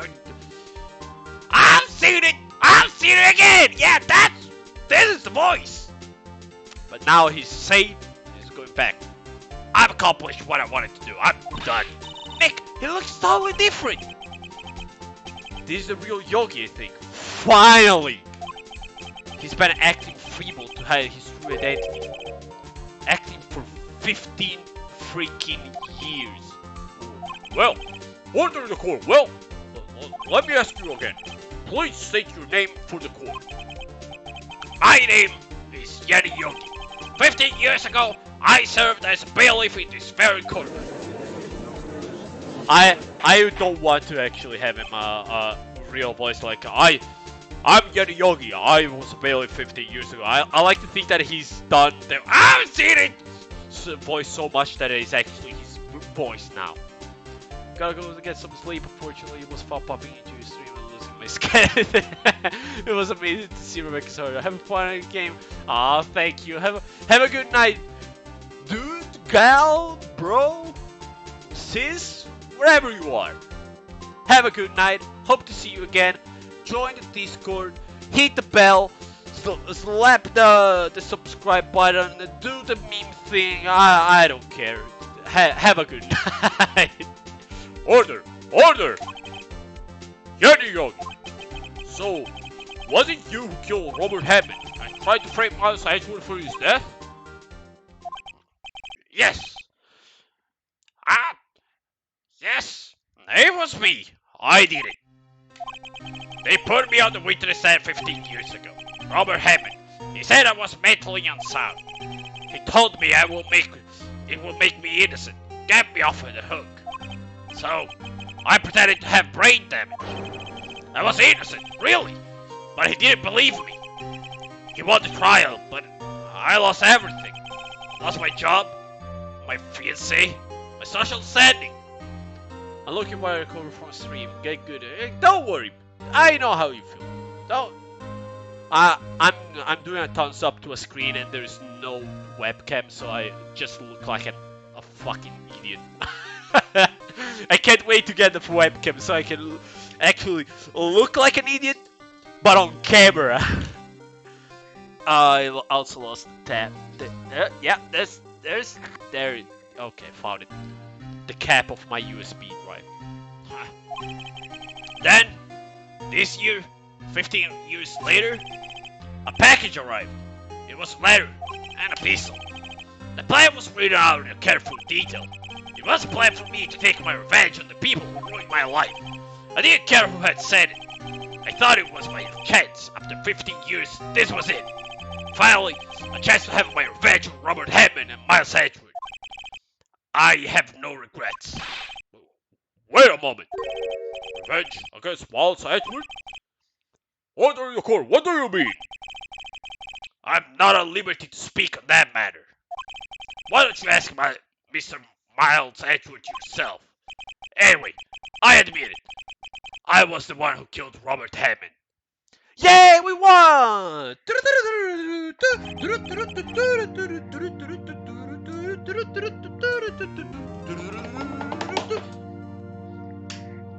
On Karma, where is Mr. Yogi? Under arrest, Your Honor. I saw no room for error in his confession. Then, the defendant, Mr. Edgeworth, is Innocent, in this case at least. I can't do a Bon Karma voice for the life of me. It's too low. I can't do it. very well. Will the defendant please take the stand? Also, I would like to. I always see Edward with that smidget of British accent, but I'm not a very good British person because I'm Italian, so it's very hard for me to do British accent when I don't even know how English works. Mr. Edgeworth, there are a few mysteries left unsolved. Still, you are cleared of suspicion for this particular case. So, I would like to pass judgment on the murder of Mr. Robert Hammond. Any objections? I don't believe it. Why is it Von Karma saying anything? Very well. This court finds the defendant, Mr. Miles Edgeworth, not guilty. I already did this bit. That is all. The score is adjourned. Yay, we won. What? Did someone just say objection? It wasn't Von Karma. Wait, but that means no. Edgeworth! What are you doing? Your Honor, I object. I object to your judgment. what do you mean? I'm not innocent at all. As we have heard, Yanni Yogi killed Robert Hammond in revenge. But revenge for what? Nick! Edgeworth is trying to confess. He's going to say he's guilty. He's going to tell them he was the murderer in the DL6 incident. He's going to tell them he's killed his own dad. Oh, what do I do?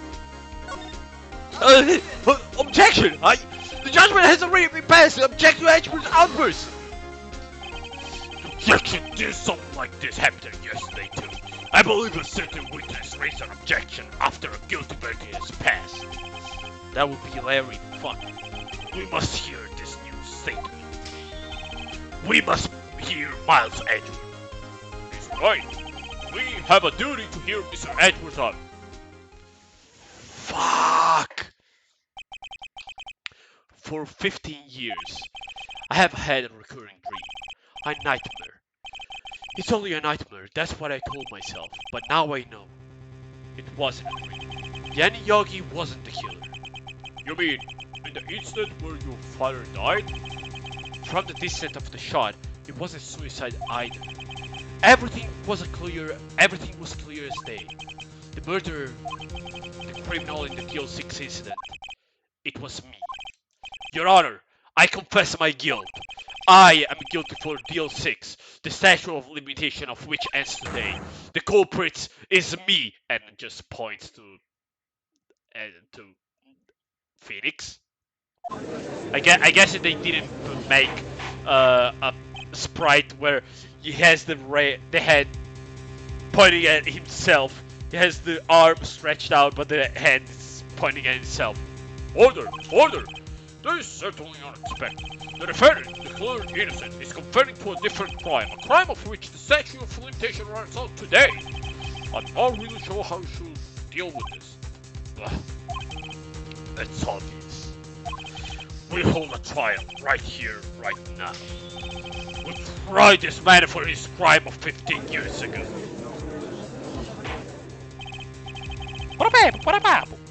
Oh fuck. I think I would like to take a 5-minute recess. My throat is literally dying. During this time, I will consider the appropriate course of action to take. Court is adjourned. Just imagine instead of having the it's just the squeaky toy. Holy shit. Ah, I'm sorry, right? I've just wasted all of your effort.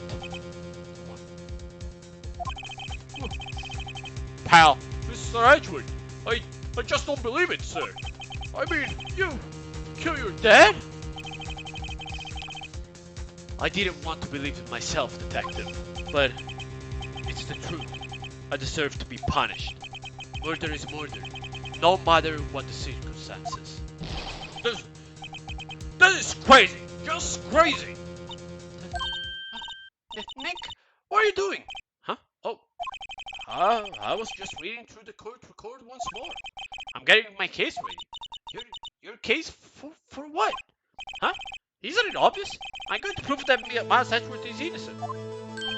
Huh? What are you talking about, pal? He just admitted to it. He confessed that he confessed that he did it. In court? I'm sorry, Edgeworth, but I don't believe your nightmare. What? It's just a dream. It's not real. The truth is right here in this court record. In any case, tighten your belts. The real fight is just beginning. I'll prove you're innocent. Trust me. With this biggest smile in his face. You can see all 32 teeth. Right. Yeah, don't worry. I'll show you. Now then, I would like to resume our trial. Judge! No, that means judge! Miles Edgeworth has admitted his own guilt. He has confessed his crime. Let us begin by hearing his testimony. Then, though pointless, let the defense do their cross-examining. The statute for limitation on the Deal 6 incident runs out today. Though it's conventional for me, I like to run it by the books. I see. Does the defense have any objection? No, Your Honor. Uncut, you knew this was going to happen from the very beginning, didn't you? You sneaky old bastard. Very well. Bunk. Will Miles Edgeworth take the stand? There he is. Will the witness state his name and profession? Miles Edgeworth. I'm a prosecuting attorney. Mr. Edgeworth, 15 years ago, you mistakenly killed your father, Gregory Edgeworth. Is this correct? It is correct. Then testify about this matter to the court. When Edgeworth was telling me about his dream yesterday, I noticed something. One detail didn't quite fit. That will be the key, but only if I can get it to work. Please, please, please, Mommy, come back to me. That day, I had gone to the courtroom to observe one of my father's trials. As we went to leave, an earthquake struck, trapping us in the elevator. My father and Mr. Yogi lost their composure and began to argue. Just then, something heavy fell at my feet. I picked it up and threw it at Mr. Yogi. I wanted them to stop fighting. A moment later, there was a single gunshot. Then, a scream. It was a terrible scream. I remember it to this very day. That's all.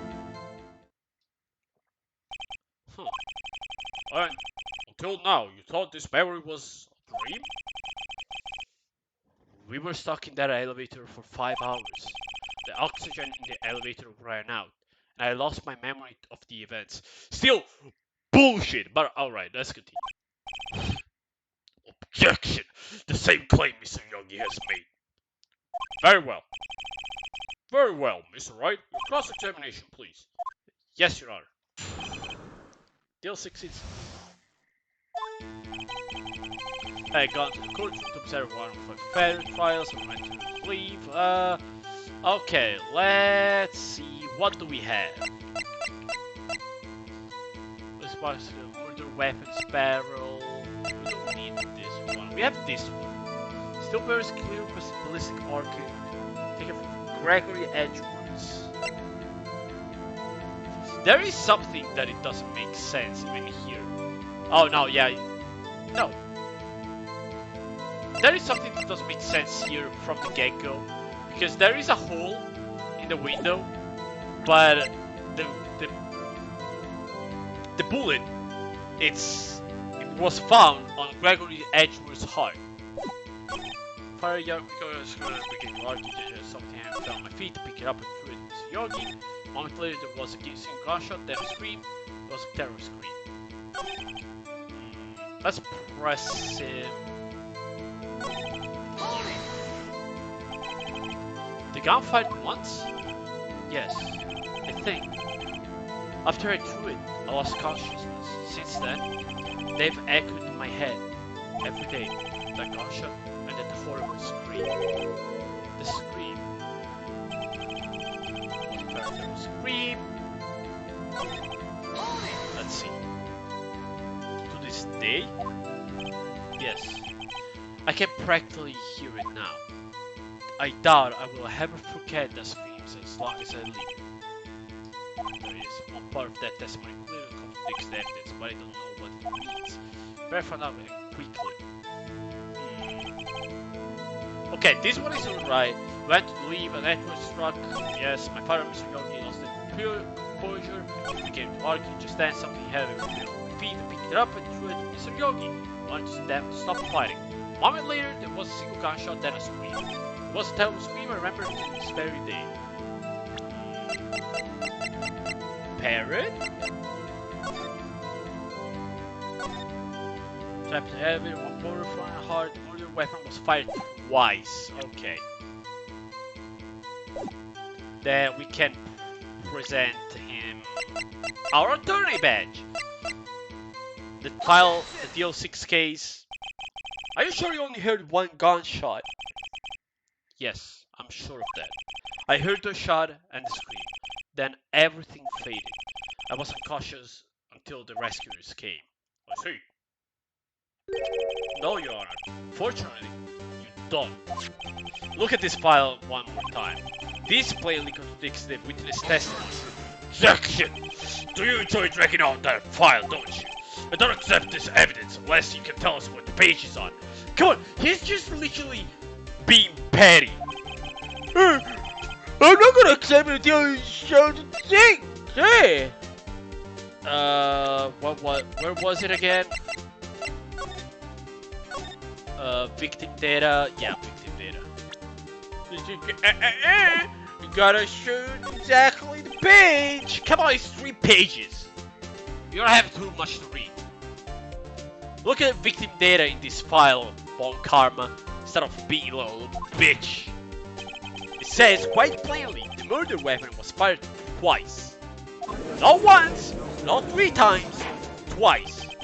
Miles Edward only had 1 gunshot, yet the murder weapon was fired twice. The first shot was the accidental firing when the pistol was thrown. So, who fired this remaining shot? There must be a second shot. There is no other way. The kid dropped down, the gun fired, killed the dad, and then somebody picked the gun up and shot at the fucking wall. I gotta stretch. Was there perhaps another shooter who fired the second? Order in the court. Was there perhaps another shooter who fired the second? Objection! Your Honor, as I'm sure you're aware, I'm stretching right now. I'm quite old, you see. If I don't stretch every 30 minutes, my bones will crack and die and wither. And as much as I hope, as much as I know you won't like it, I can't let you do that. My bones actually cracked. That's not good. This incident occurred 15 years ago. The evidence stated the pistol did fire twice. However, we do not know when the second shot was fired. It might have been fired the day before the incident. There is no proof that the second shot had anything to do with this incident. What? Sir, you do have a point, Mr. Wright. The murder weapon was fired twice, as we have heard.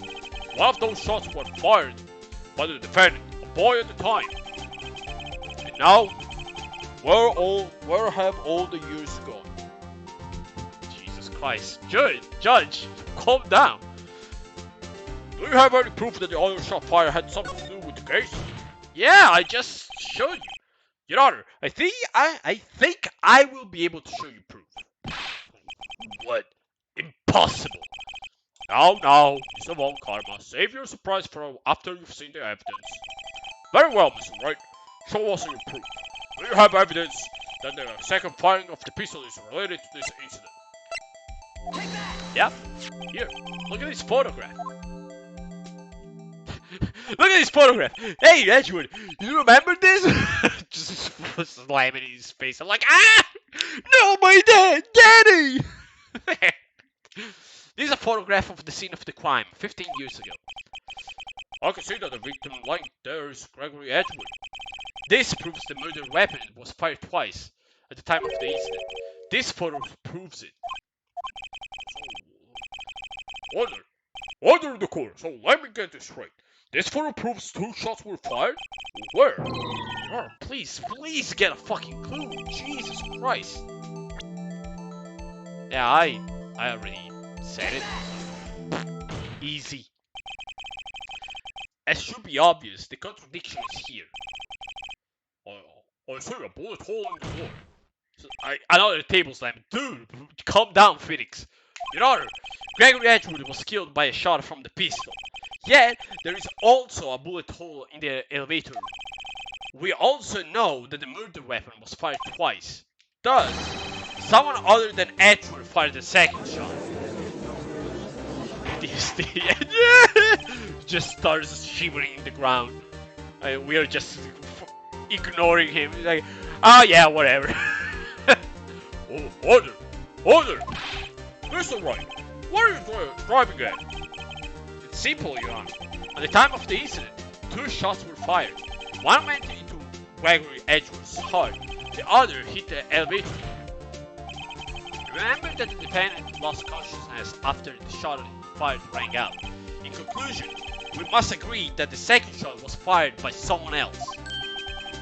Mr. Wright, but who could have... I'm sorry, I'm quite dyslexic. Dyslexic, you see. Mr. Wright, but who could that someone else be? The murderer, of course. Section. I knew I should have stepped in before your wild fantasies got out of hand. Mr. Wright, look once more at the DLC incident case file. Look closely. Try the case summary page. The case summary? That's on page 1. Look at what is written. Not a single clue was found on the scene. Huh? If the pistol has indeed been fired 2 times, then the other bullet would have been discovered on the scene. We also have a point. The second bullet has never been found. Why? Because the second bullet does not exist. The bullet that claimed Gregory Edgewood's life was the only fired by his own son. That is the truth of this matter. The whole truth. It was doubly something else that made that bullet hole. Oh man, it's hard. I want to go even lower, but I can't get it. Order! I will have order! Mr. Wright has proven one thing as quite clear, that the murder weapon has fired twice at the time of the incident. However, as Mr. Von Karma says, the second bullet fire was not found. It is highly unlikely that the police merely overlooked this second bullet. So, all we have is the single bullet fired. I'm afraid I have to discount the defense claims. I praise the judge for his wisdom in this matter. Oh, fuck, how did this happen? Don't believe that his second bullet didn't exist. Was I wrong? Have I been wrong about this whole incident? What are you doing, Nick? Why aren't you raising an objection? I'm sorry, Maya, but There is nothing to object. Looks like I was wrong. Nick? If the second bullet wasn't there, then all my conjectures are for nothing. No. But you said you do it, Nick. You said you get Edward declared innocent. Sorry, it's just when I saw the photograph, I thought that 2 shots had been fired. I wasn't certain of it. I thought I'd won. I thought there was another person, someone else who fired the killing shot. But now, I was wrong to think it could be that simple. This case has been solved for 15 years. Damn it. Nick. Well, it seems that we have finally cleared up to this. Well, it seems we have finally cleared up this incident. Only 1 bullet was found at the scene of the crime. That shot was fired by Miles Edgewood. Precisely. I would like to ask one thing for Miles Edgewood before passing my verdict. Have you been paying attention to the trial so far? Daddy!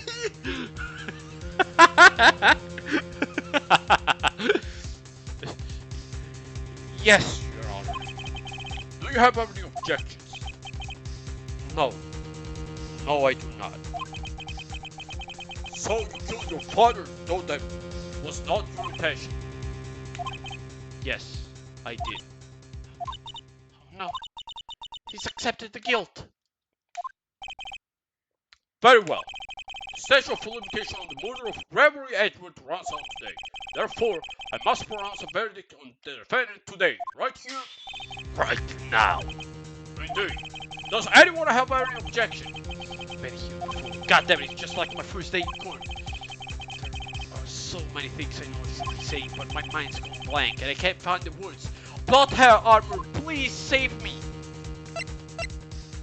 I have no objections. I really just go ahead and just watch this reel in the end. God damn it. Edgewood, I'm sorry. I'm actually not really sorry. You're kind of an asshole. So I'm okay if you go to jail. Saitama, bro, how you doing, buddy? It's been a while. I hope you spent a good Easter. Close my eyes. What was it had been this time? Wasn't my whole life leading up to today? But now that I'm here, I know I failed. Yeah. I'm sorry. No. Just play.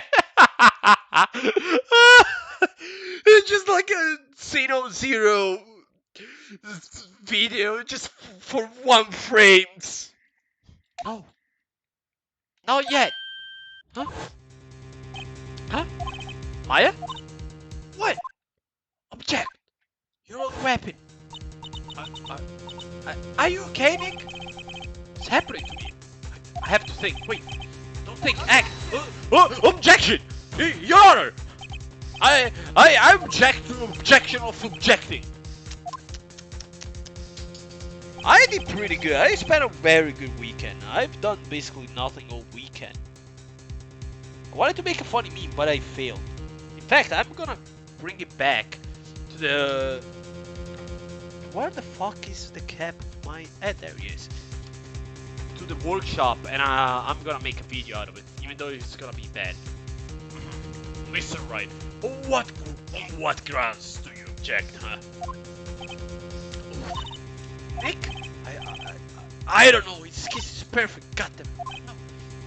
Huh. Must exist. The second. Huh? What? What did you just say? Nothing.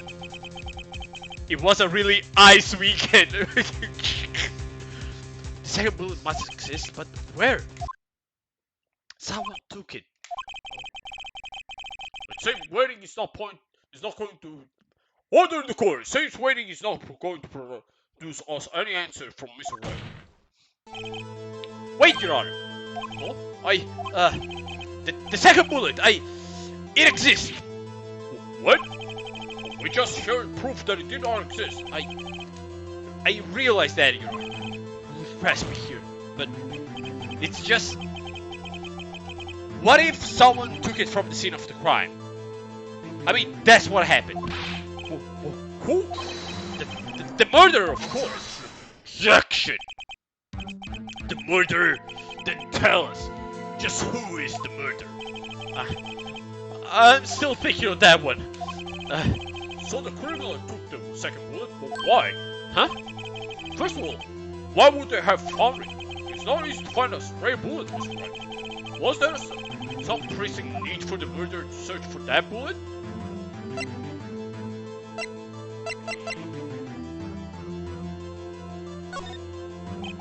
Why would the murderer have spent time to look for that stray bullet? Yeah, Deus Ex Machina me again. It's the only gripe I have with this game. The Deus Ex Machinas. Just let me do it. Don't be like, oh look at me, she's so cool, she saved your butt even though you already knew how you saved your butt. What's wrong, Mr. Wright? Bah! The murderer had no reason to take the bullet. You don't want to admit it, but it's true. Had to take it. Had to take it? The murderer? What does that mean? You think it too normal. Think crazy. Go crazy. Go stupid. Go crazy. Don't think why the bullet was taken. Think why the bullet had to be taken. Mr. Wright? Yes, Your Honor. Have no idea what I'm doing. The murderer had no intention of taking the bullet from the scene, but the murderer had to take the bullet. Had to, Mr. Wright?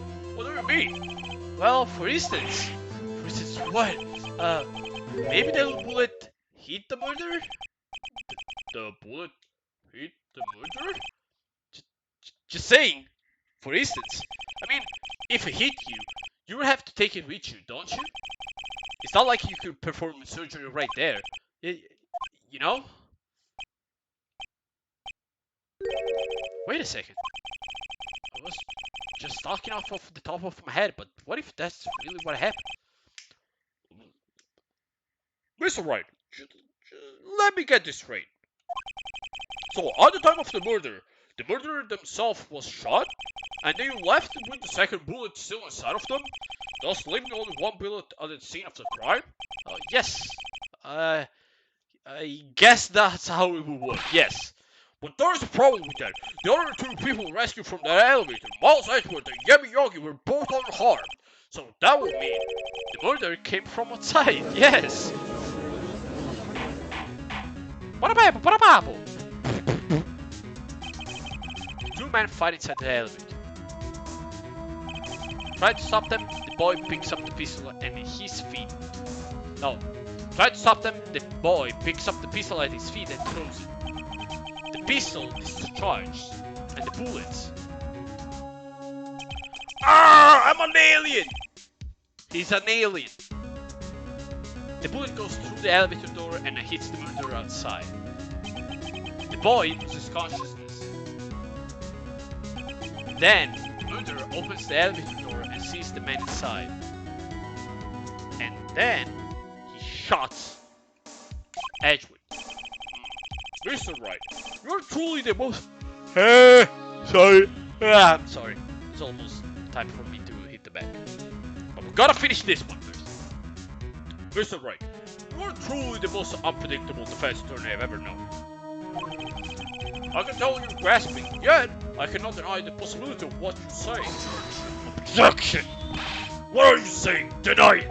Deny it! No one involved in the incident was wounded. There was no murderer. No one was wounded at the time of the incident. He's right. I can't think of anything. Hey, Nick, huh? I just thought of something really crazy. Crazy? Remember what Mr. Rosberg said yesterday? Boy, Gregory Edgeworth. My boy, Gregory Edgeworth's death was a blow to his perfect trial record. Wow! Must have been quite a shock from Von Karma. He took on vacation for several months after that, you see. A boy. Yes, an unusual event for the man. That was the first and the last vacation he's taken in many years of prosecuting. Felix just guessing. No, Felix just literally grasping. Not even guessing, he's just throwing stuff randomly. What if Von Karma didn't take a vacation because of shock, but took it because he was injured? Which would mean, could only mean one thing. He was the murderer in the DL6 incident. He was the man who shot Gregory Edgeworth. He was Von Karma. Man. Something wrong, Mr. Wright? You same days. No, Your Honor. Well, you haven't indicated the possibility that the murderer came from outside. Can you give us the name of your suspect? Should I come out and say it now? Yeah, go for it. Your Honor, there is a suspect, one lone suspect. Well, this is certainly interesting. Very well, Mr. Wright.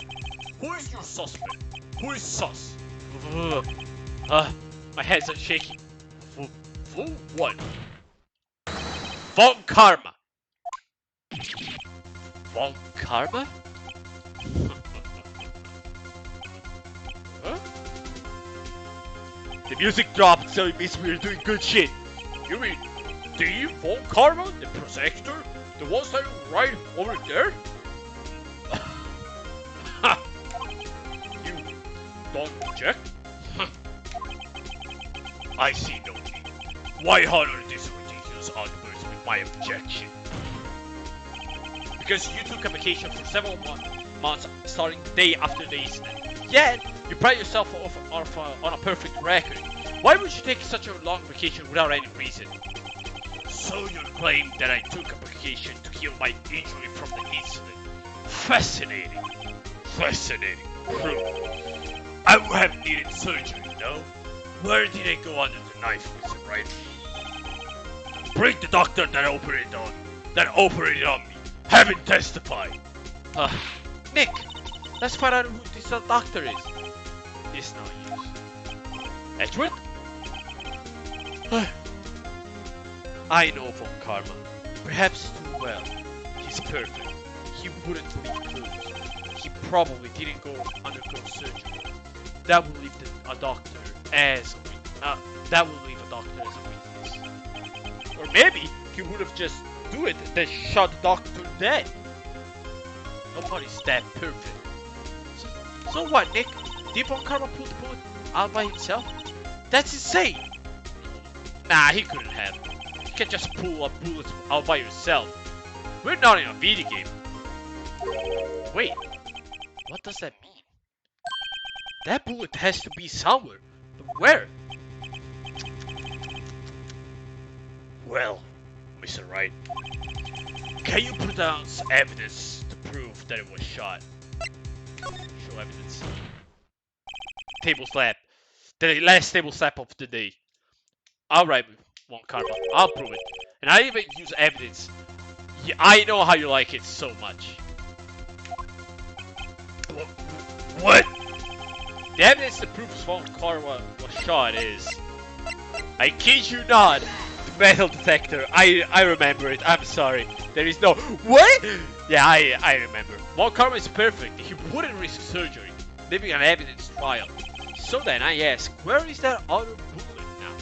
Also, this doesn't make sense because to enter the court of law, you gotta go through the metal detector every time. So we will know.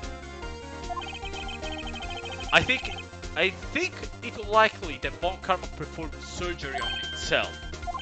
You don't mean? Oh yes, I do. Mr. Von Karma, I know that there is the possibility that a bullet is still inside you. And soon, the bullets won't be the only thing inside you. Believe me. Is that even possible? For all these years? Well, there is one way to find out. We could use this metal detector. Well, Von Karma, I'm going to run this over you and see what we find. Objection! Crap, I got shit! I refuse! You refuse? What? Refusing this means... You acknowledge that the bullet is still inside you? For the people! Order! Your Honor, the defense requests that we be allowed to use the metal detector. Judge, I call for a suspension of this trial. This is an invasion of privacy. Objection! The statute of limitation runs out of this case today. You said it. We have to end it right here, right now. Enough. I permit the use of the metal detector. Mr. Von Karma, you will submit yourself to testing.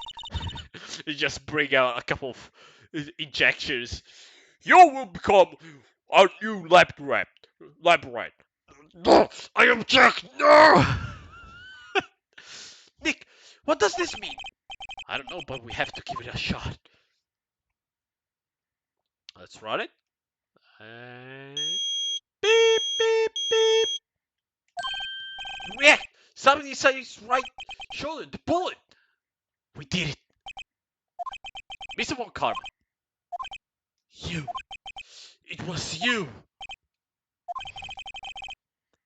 I was afraid this would happen, and so I remained silent. Huh? Indeed, there is a bullet in my shoulder. However, it has nothing to do with this incident. What? I was shot in the shoulder long before the objection. I was shot in the shoulder long before the DL6 incident. I claim that the bullet in my shoulder has no relation to the DL6 incident. What, Mr. Von Karma? Can you prove that? Proof?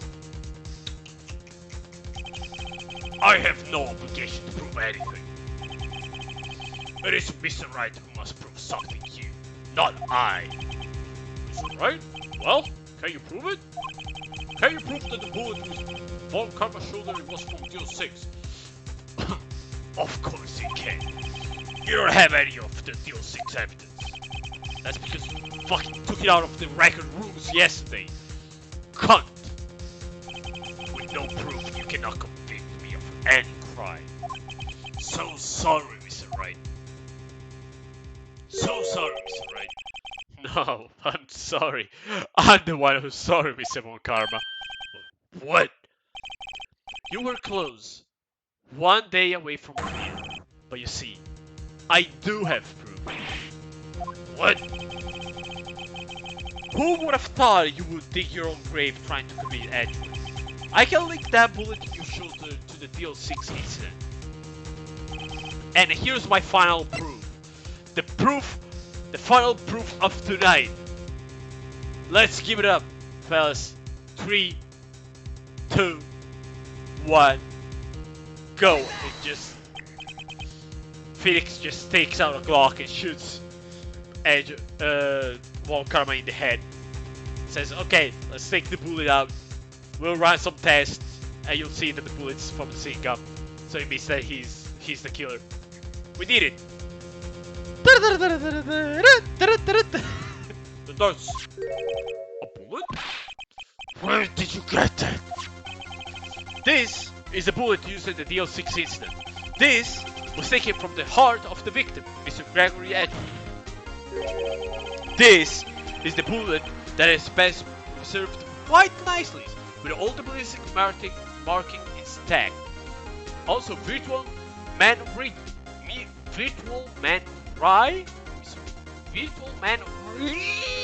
I guess. Sorry you lost your skeleton, and welcome to the chat. Let me stretch. The bullet is preserved quite nicely with all the ballistic marking intact. Ballistic markings. Best for the end, yes. You may recall the term. It came out in the first trial 2 days ago. Ballistic markings are the fingerprints of a weapon. All bullets fired from a gun are marked with that weapon's partner. By examining the markers, you can tell which weapon fired the bullet. It's quite accurate. Yes, it is. And since it is, I'm stretching, by the way. We have 2 bullets in our possession now. One, the bullet removed from Gregory Edgeworth's heart, and one, Mr. Von Karma, is the bullet buried in your shoulder. So, care to take your bullet out? I want to analyze bullets. Then, if the marking matched, we would know that both bullets have been fired from the same gun. So, get ready. The Phoenix just takes out a knife. Come here, little bitch. We gotta take the bullet out somehow. We gotta see if the bullets match, because the very same pistol, in other words, the murder weapon that killed Edward, John, I lost the train of thought. You're the killer, and you know it. Mr. Von Karma, you will let us remove the bullets from your shoulder. Then we'll compare the ballistic markings to those on this bullet and solve this case once and for all. And if I was wrong, we will put the bullet back where it was. We're gonna stitch everything back, and we're gonna say we're sorry. Don't worry about it. Satisfied or refined, 100% guaranteed. Just, oh, okay, it wasn't the bullet. Shot it in the shoulder again. Ah, fuck. Well, Mr. Von Karma, are you ready? I have the knife.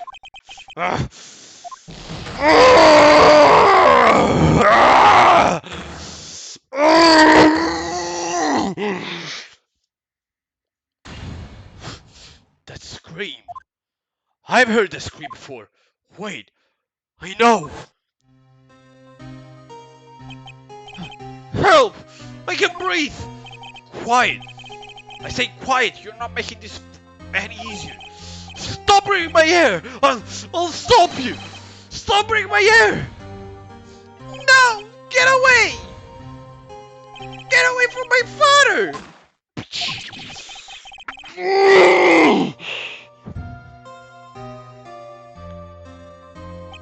It's that scream I heard in the elevator. It's that scream I heard in the elevator 15 years ago. Von Karma, it was you who screamed. I got a drink. Give me a second. I'm not gonna be able to talk tomorrow.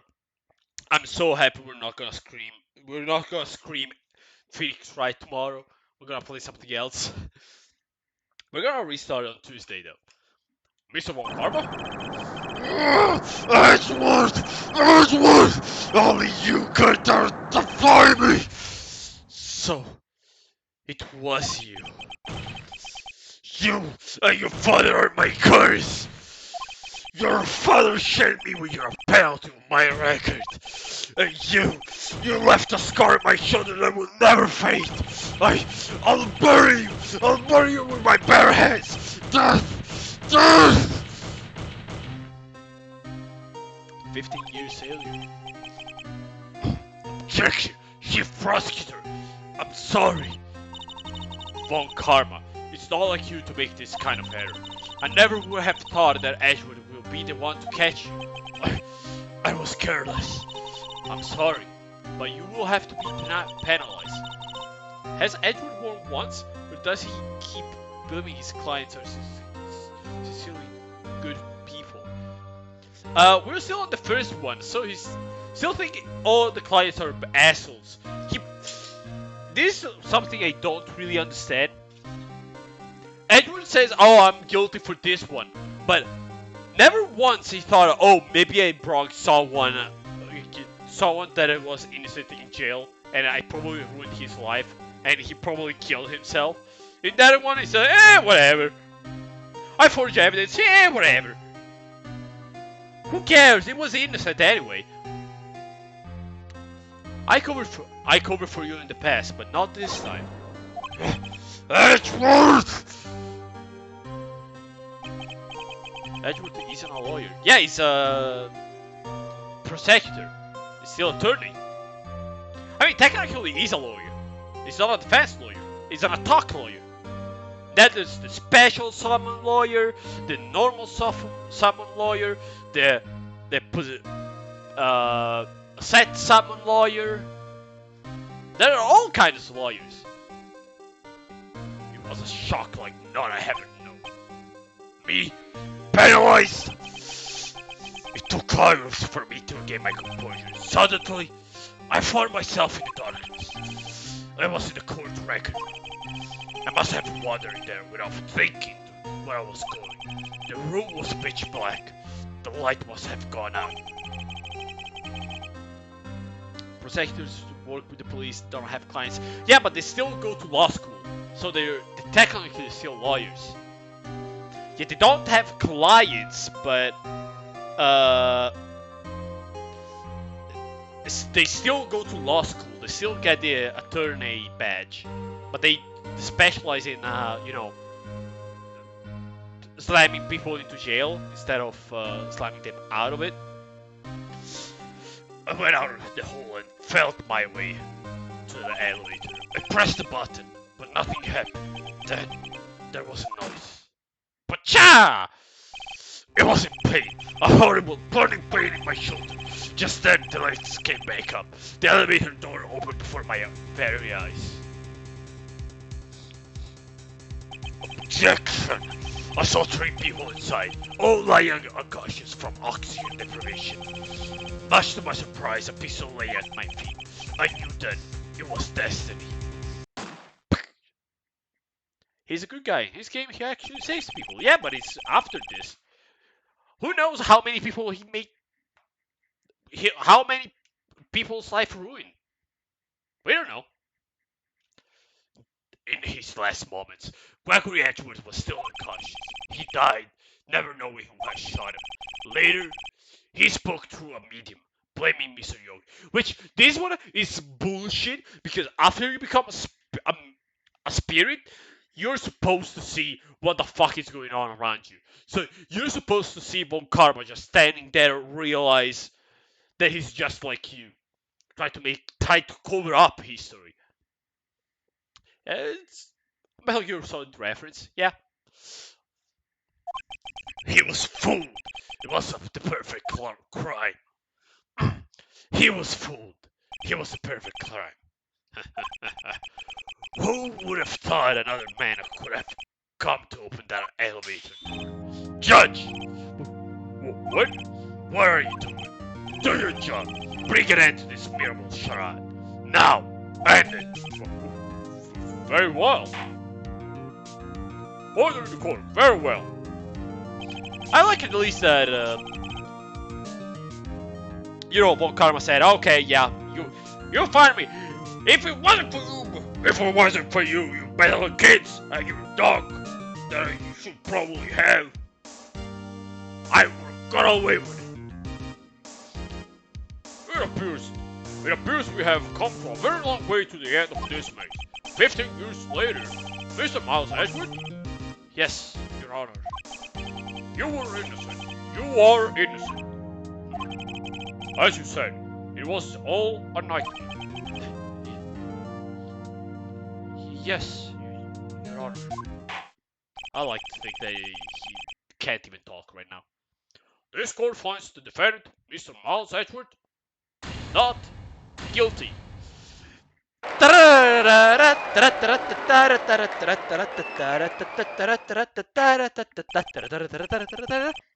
is all. This court is adjourned.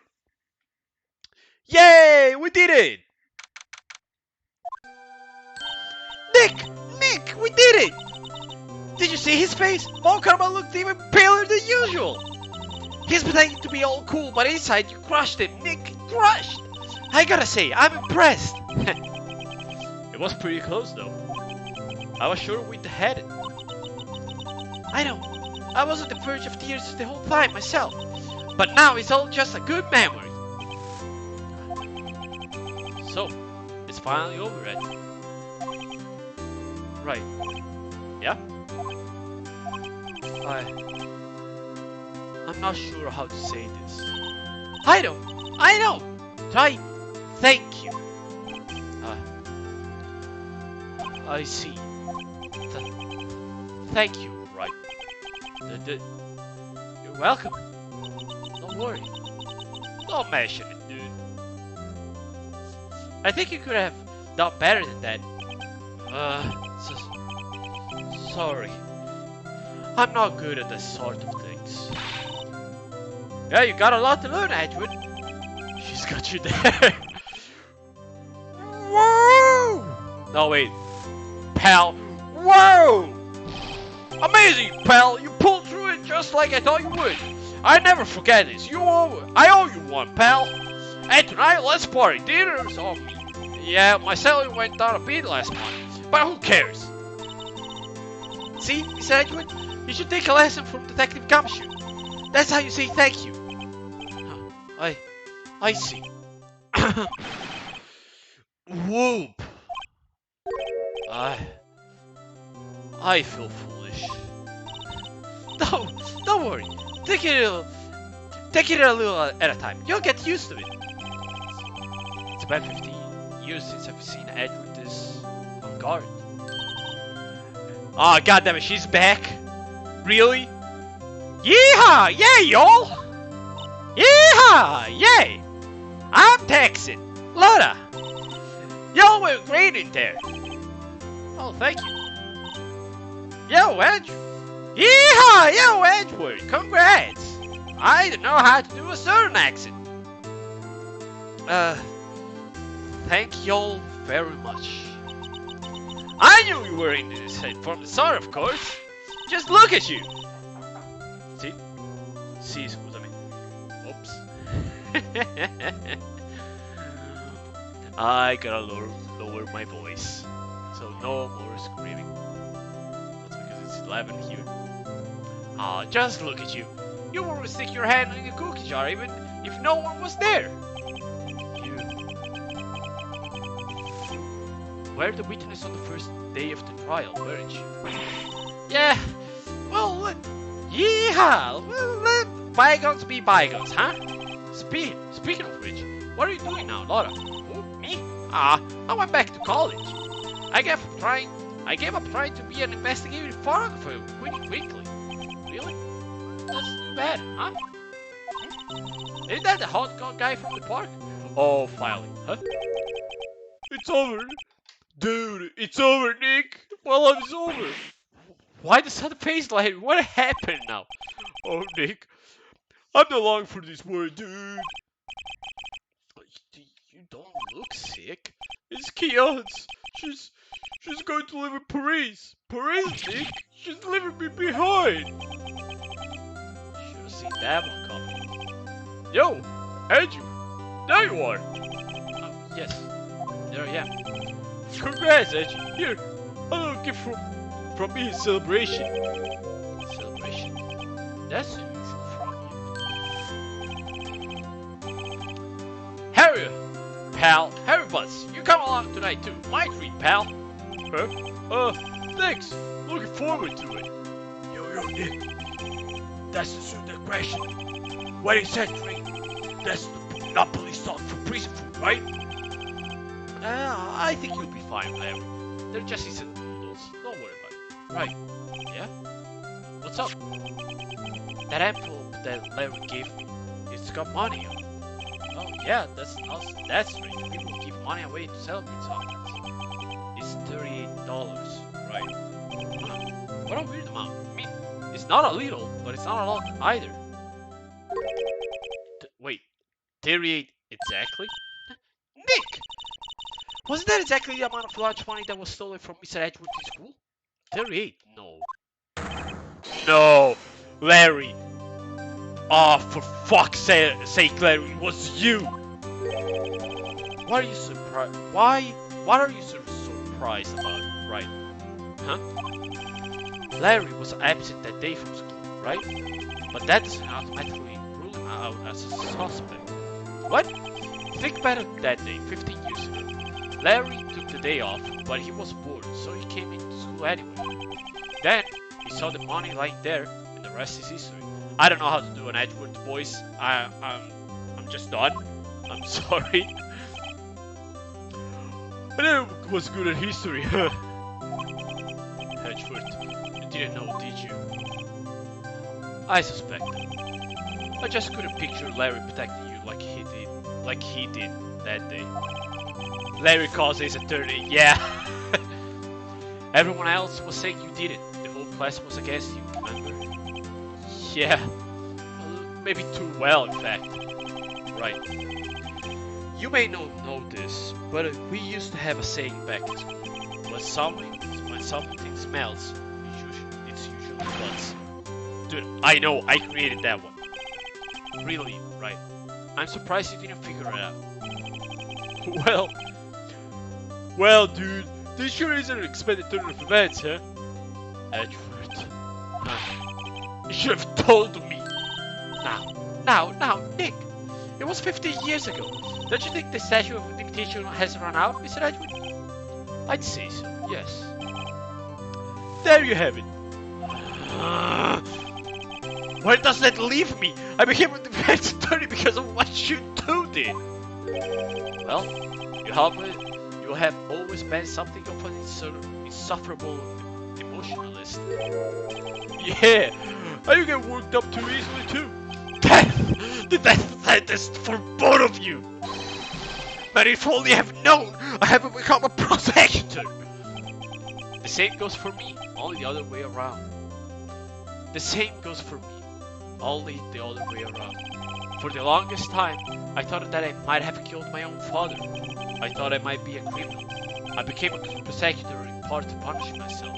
If I had known the truth, I might have become a defense attorney after all. Edgewood. Want to switch, right? Hey y'all! Laura here, and tonight we're gonna show you how to be a bitch. Hey y'all! Line up! I'll take a photo. Yay! Photo time, let's go! And after that, dinner's on me. That was pretty bad. Pretty bad one. Factory Gumshoe took us out on the town that night. We celebrated Edgewood's newfound freedom, even though Edgewood himself was still in detention. Why? He was freed. He was declared innocent. And now, finally, the graphic 20 hours wizard novel erotic sex scene between Phoenix and Edgewood. That's what I was waiting for. That's what it was all leading up to. Can't wait. Whoa. I went a little bit overboard yesterday. My head hurts. Huh? It's still only 5. Maybe I should go back to sleep. Huh? What's this? A letter? Come on, Nick. You were really impressive yesterday. Seeing you made me think about what I'm doing here. I'm a spirit medium. In training, of course. I wanted to help Mr. Edgeworth too. I wanted to help you, but I couldn't. I was useless. So, I decided to go back to my training. I'll become a full-fledged spirit medium for starters. I couldn't say it to your face, so I left this letter. Goodbye, Nick. She's gone. Goodbye? What time is it? Ah, fuck, the first time for the mountains have already left. To the station. Dash, dash, dash, dash, dash, dash, dash, dash, dash. Dash, dash, dash, dash, dash, dash. That is an Edgeworth reference, and if you got it, you deserve a hug. Go to the nearest person you know and hug them. I guess I'm too late. Hey! Nick! Maya!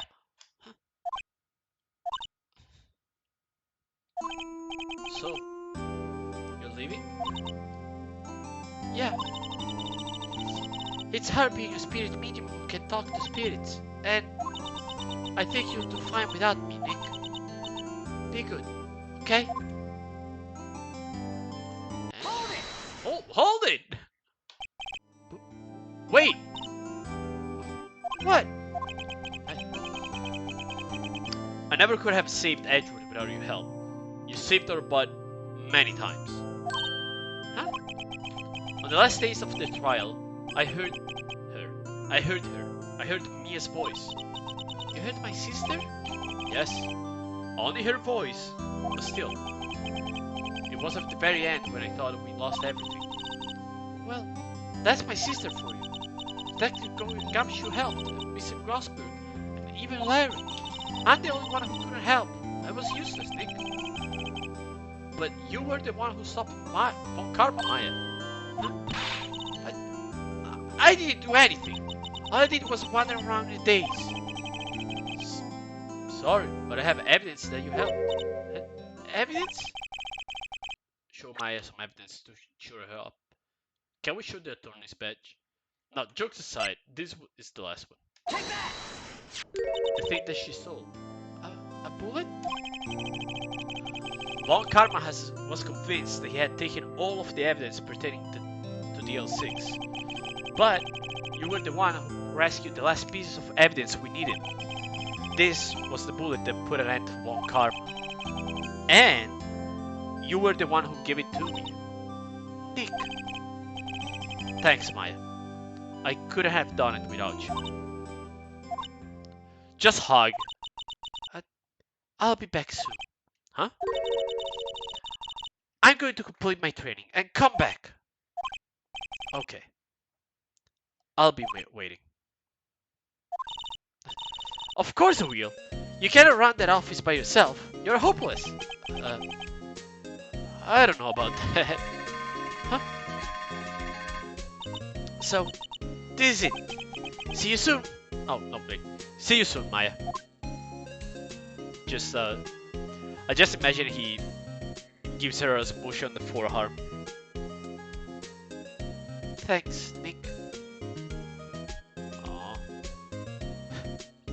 Aww. It almost brings tears to my eyes. And so my story ends. Time to turn a new page.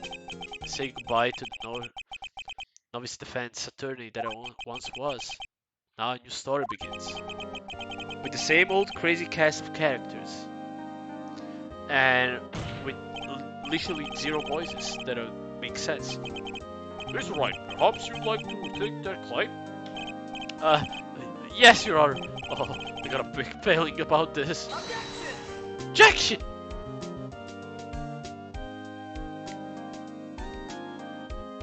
This is done.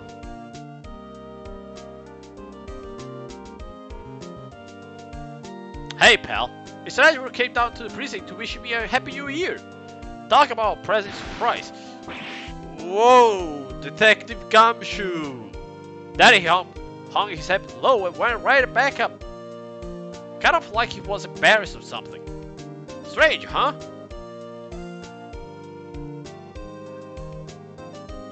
Oh, really? The last one? See Maya going away? I'm not tearing up, but my eyes are swollen. Who, me? I've been working with thinking. That bitch is a nice lady, dude. But she's exactly what we call a cheap price, huh? She's a highway right now. Yeah.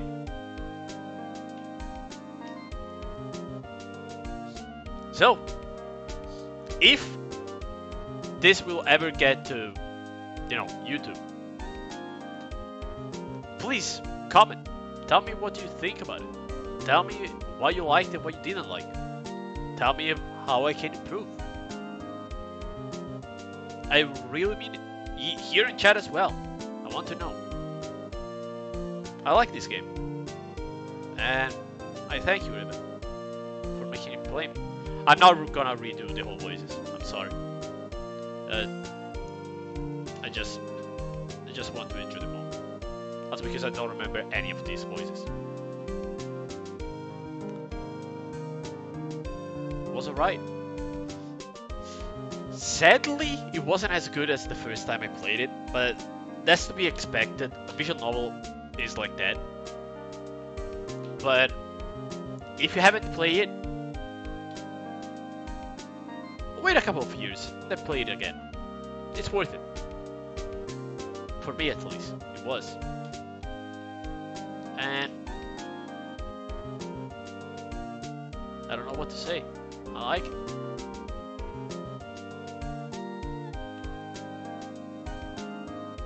I mean, I've always had a knack for visual novels. Bad part about visual novels, there are so few that are actually good. I've always seen only Valhalla as the only good one all around. Not because the other ones are bad, but just because it was the only one that really captured me. And a couple of years ago, was it a couple of years ago, Rebe? That you made me play this thing. We did stream it. Yeah, I remember. We did stream the first 2 trials, and then I stopped. This case specifically, because it was getting bored. More than bored, it was just, I want to play it offline. And look at me now. I did it. Last year. Now, it was 2 years ago when I started streaming it. Last year when we played it. Ah, they still haven't fixed the monkey. We played on the DS. Yeah, but I didn't play on the DS only. I also played it on Hero stream the first time. A long time ago. Or maybe we played it together. I don't remember. Still,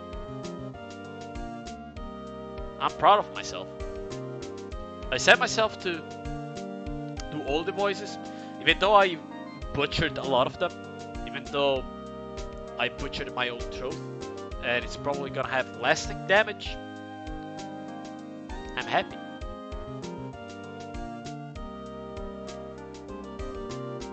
And I'll be honest, I want to voice act even more. Ah, I forgot about this. It's adorable. Mia and Maya. That's adorable. We played it on Discord. Okay, yeah. Alright. Makes sense. Yeah. Oh! A brand new episode has been added. Yeah, we'll play it another time. Not tonight. Save? Yes. Rise from the ashes. But that's... No, spoilers! No! Okay, yeah. Let's just see. Brand new animated cutscene. It's animated! It's 3D!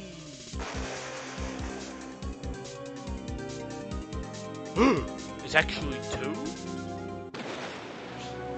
This one I haven't finished. Just so you know. I have played it I've got to, I think, halfway through the thing.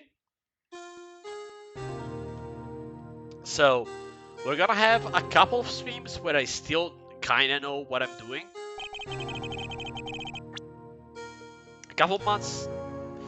A couple of streams where I still kinda know what I'm doing, and then it's gonna be blind playthrough all the way through. And that is when the actual good part is gonna start. Anyway. I do feel a little bit teary.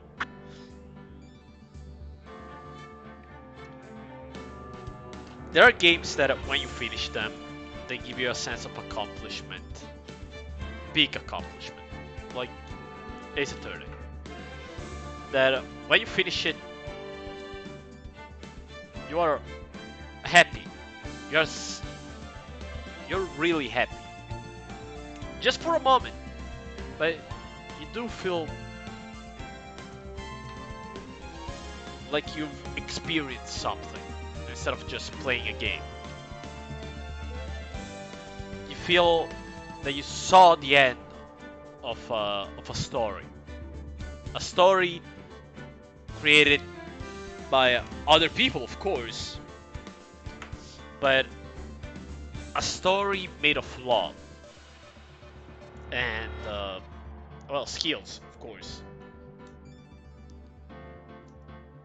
It's not just okay, I finished the game. It's more of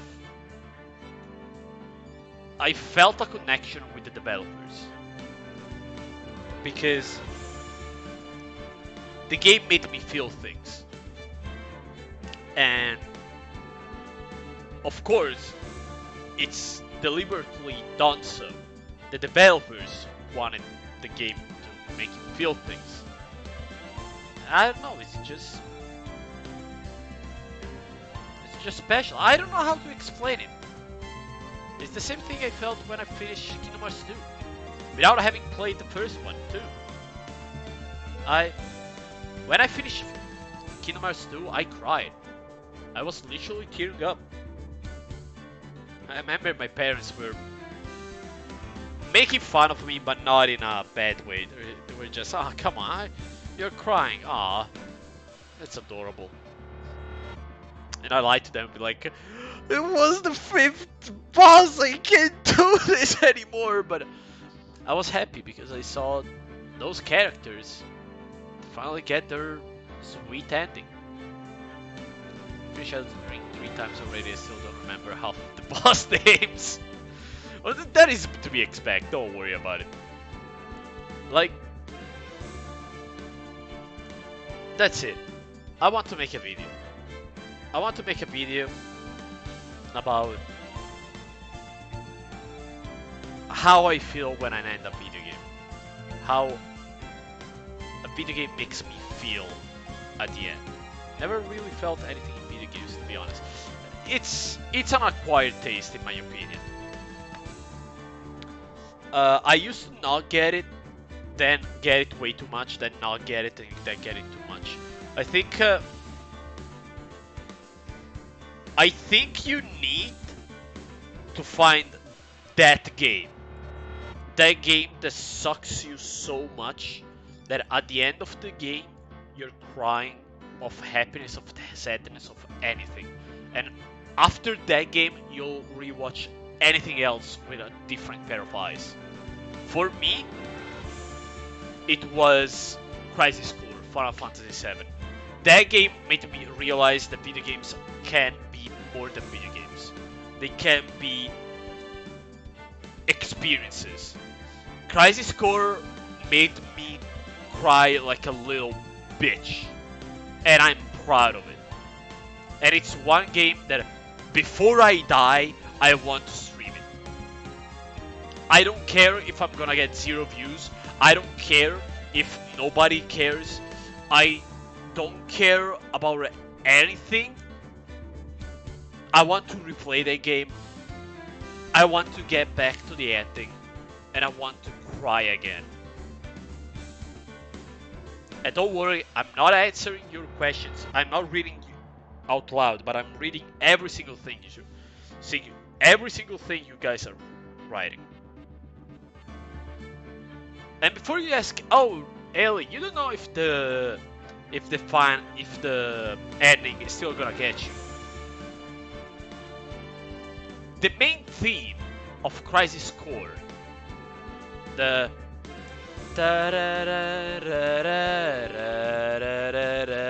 still hits me. I literally doing that by voice hit me. I heard my heart to move up a couple of millimeters. You know when you think of something that you really cared about and maybe it's not there anymore. Someone that you cared about and they're not in your life anymore.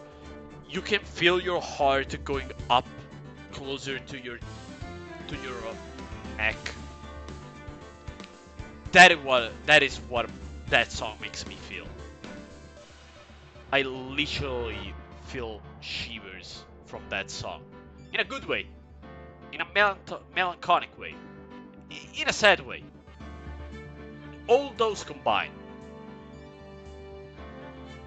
Man, when I played Mystery Dungeon. Also, Mystery Dungeon, yeah. I cried at the end of the first Mystery Dungeon.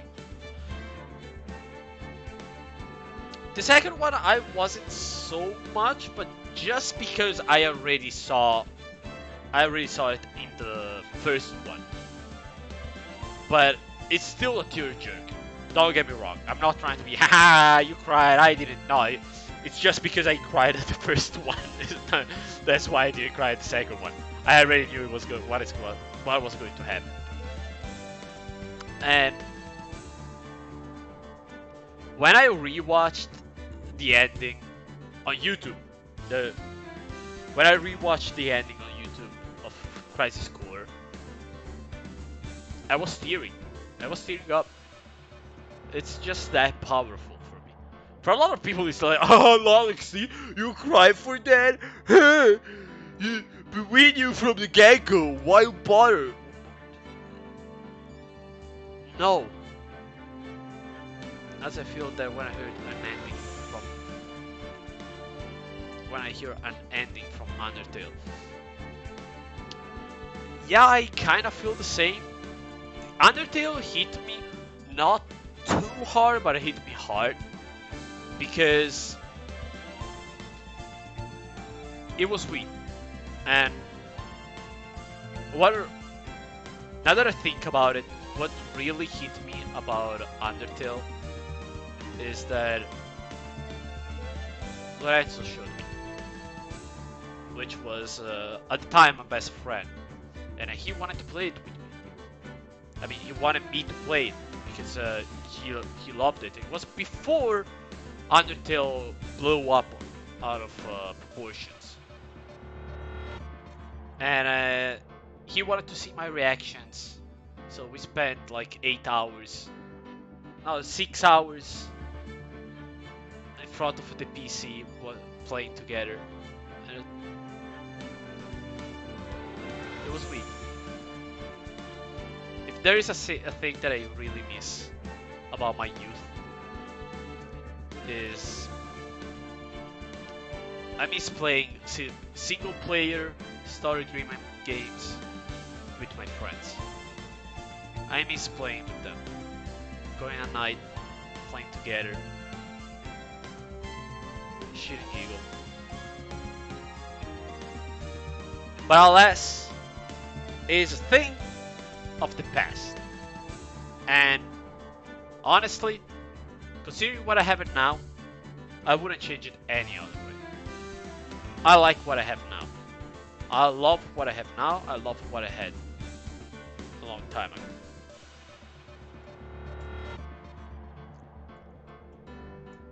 So don't worry, I'm not saying, oh, I wish I wouldn't stream so I could play these people.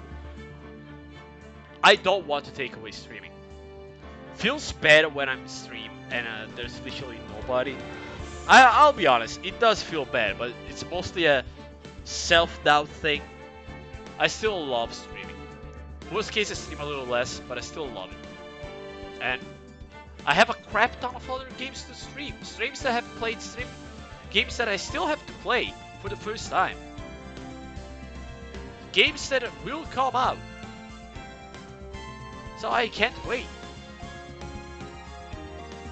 Don't put yourself too much pressure on you. Yeah, I tend to exaggerate. Don't worry, Saitama. I'm not saying, oh no, I'm gonna cut myself. Just, you know, you ask yourself, am I actually funny? But sometimes you do, sometimes you don't. Even people who are incredibly successful have really hard times. Yes. Streaming needs to be a passion first and a quote-unquote job second. And I want it to be a passion. I want to keep doing it. For now at least. I don't know, maybe in 1 year I'll change the idea, but now I want it. Why? Because this is exactly why I like streaming. The last 20 minutes. I mean, the last 3 hours and 3 minutes, if you want to be precise, but mostly the last 20 minutes. Sharing moments. If you're afraid to not find or build a community, I can understand that feel. Yeah, that is the main thing. But look, as long as I have 1-2 people just coming in and chit-chatting and being able to show the emotions or the lack thereof, depends on the game. Some games are just like, that's all I ask. The game is secondary, because if I wanted to grow as a streamer, I already know the way. Do you know the way? Yeah, fuck you, whoever said it. Just play TF2. Just play TF2 a lot and a lot and a lot and a lot and a lot and a lot and a lot. You get there. I actually like that we can easily talk to the streamer, that we can read the chat. Yeah, it's interaction. I like it. This is why I do post the videos on YouTube, but I like Discord and Twitch more. Because on Discord, I do read everything. Don't get me wrong, I read everything. Maybe I don't comment, but I read every single post that happens on Discord. I'm the all-seeing eye. And Remy can confirm because I do check the phone very frequently, more than I should. So, anyway, it's almost midnight. Let's continue this tomorrow. Tomorrow we're gonna play something chillier. Probably Magic, maybe TF2. Maybe, if I feel like it, I'll look up the emulator for PS1. We'll start Bugs Bunny Lost in Time. Because that game is a gem and I want to play it and I miss it. And I don't know. Let's go raid Downing Globe. Downing Globe.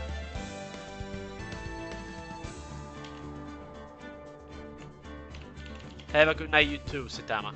And have a good night, you too, Ruben. And whoever else is in stream, but is lurking. I remember. Oh shit! Nah, it's boy. Yeah, I remember now.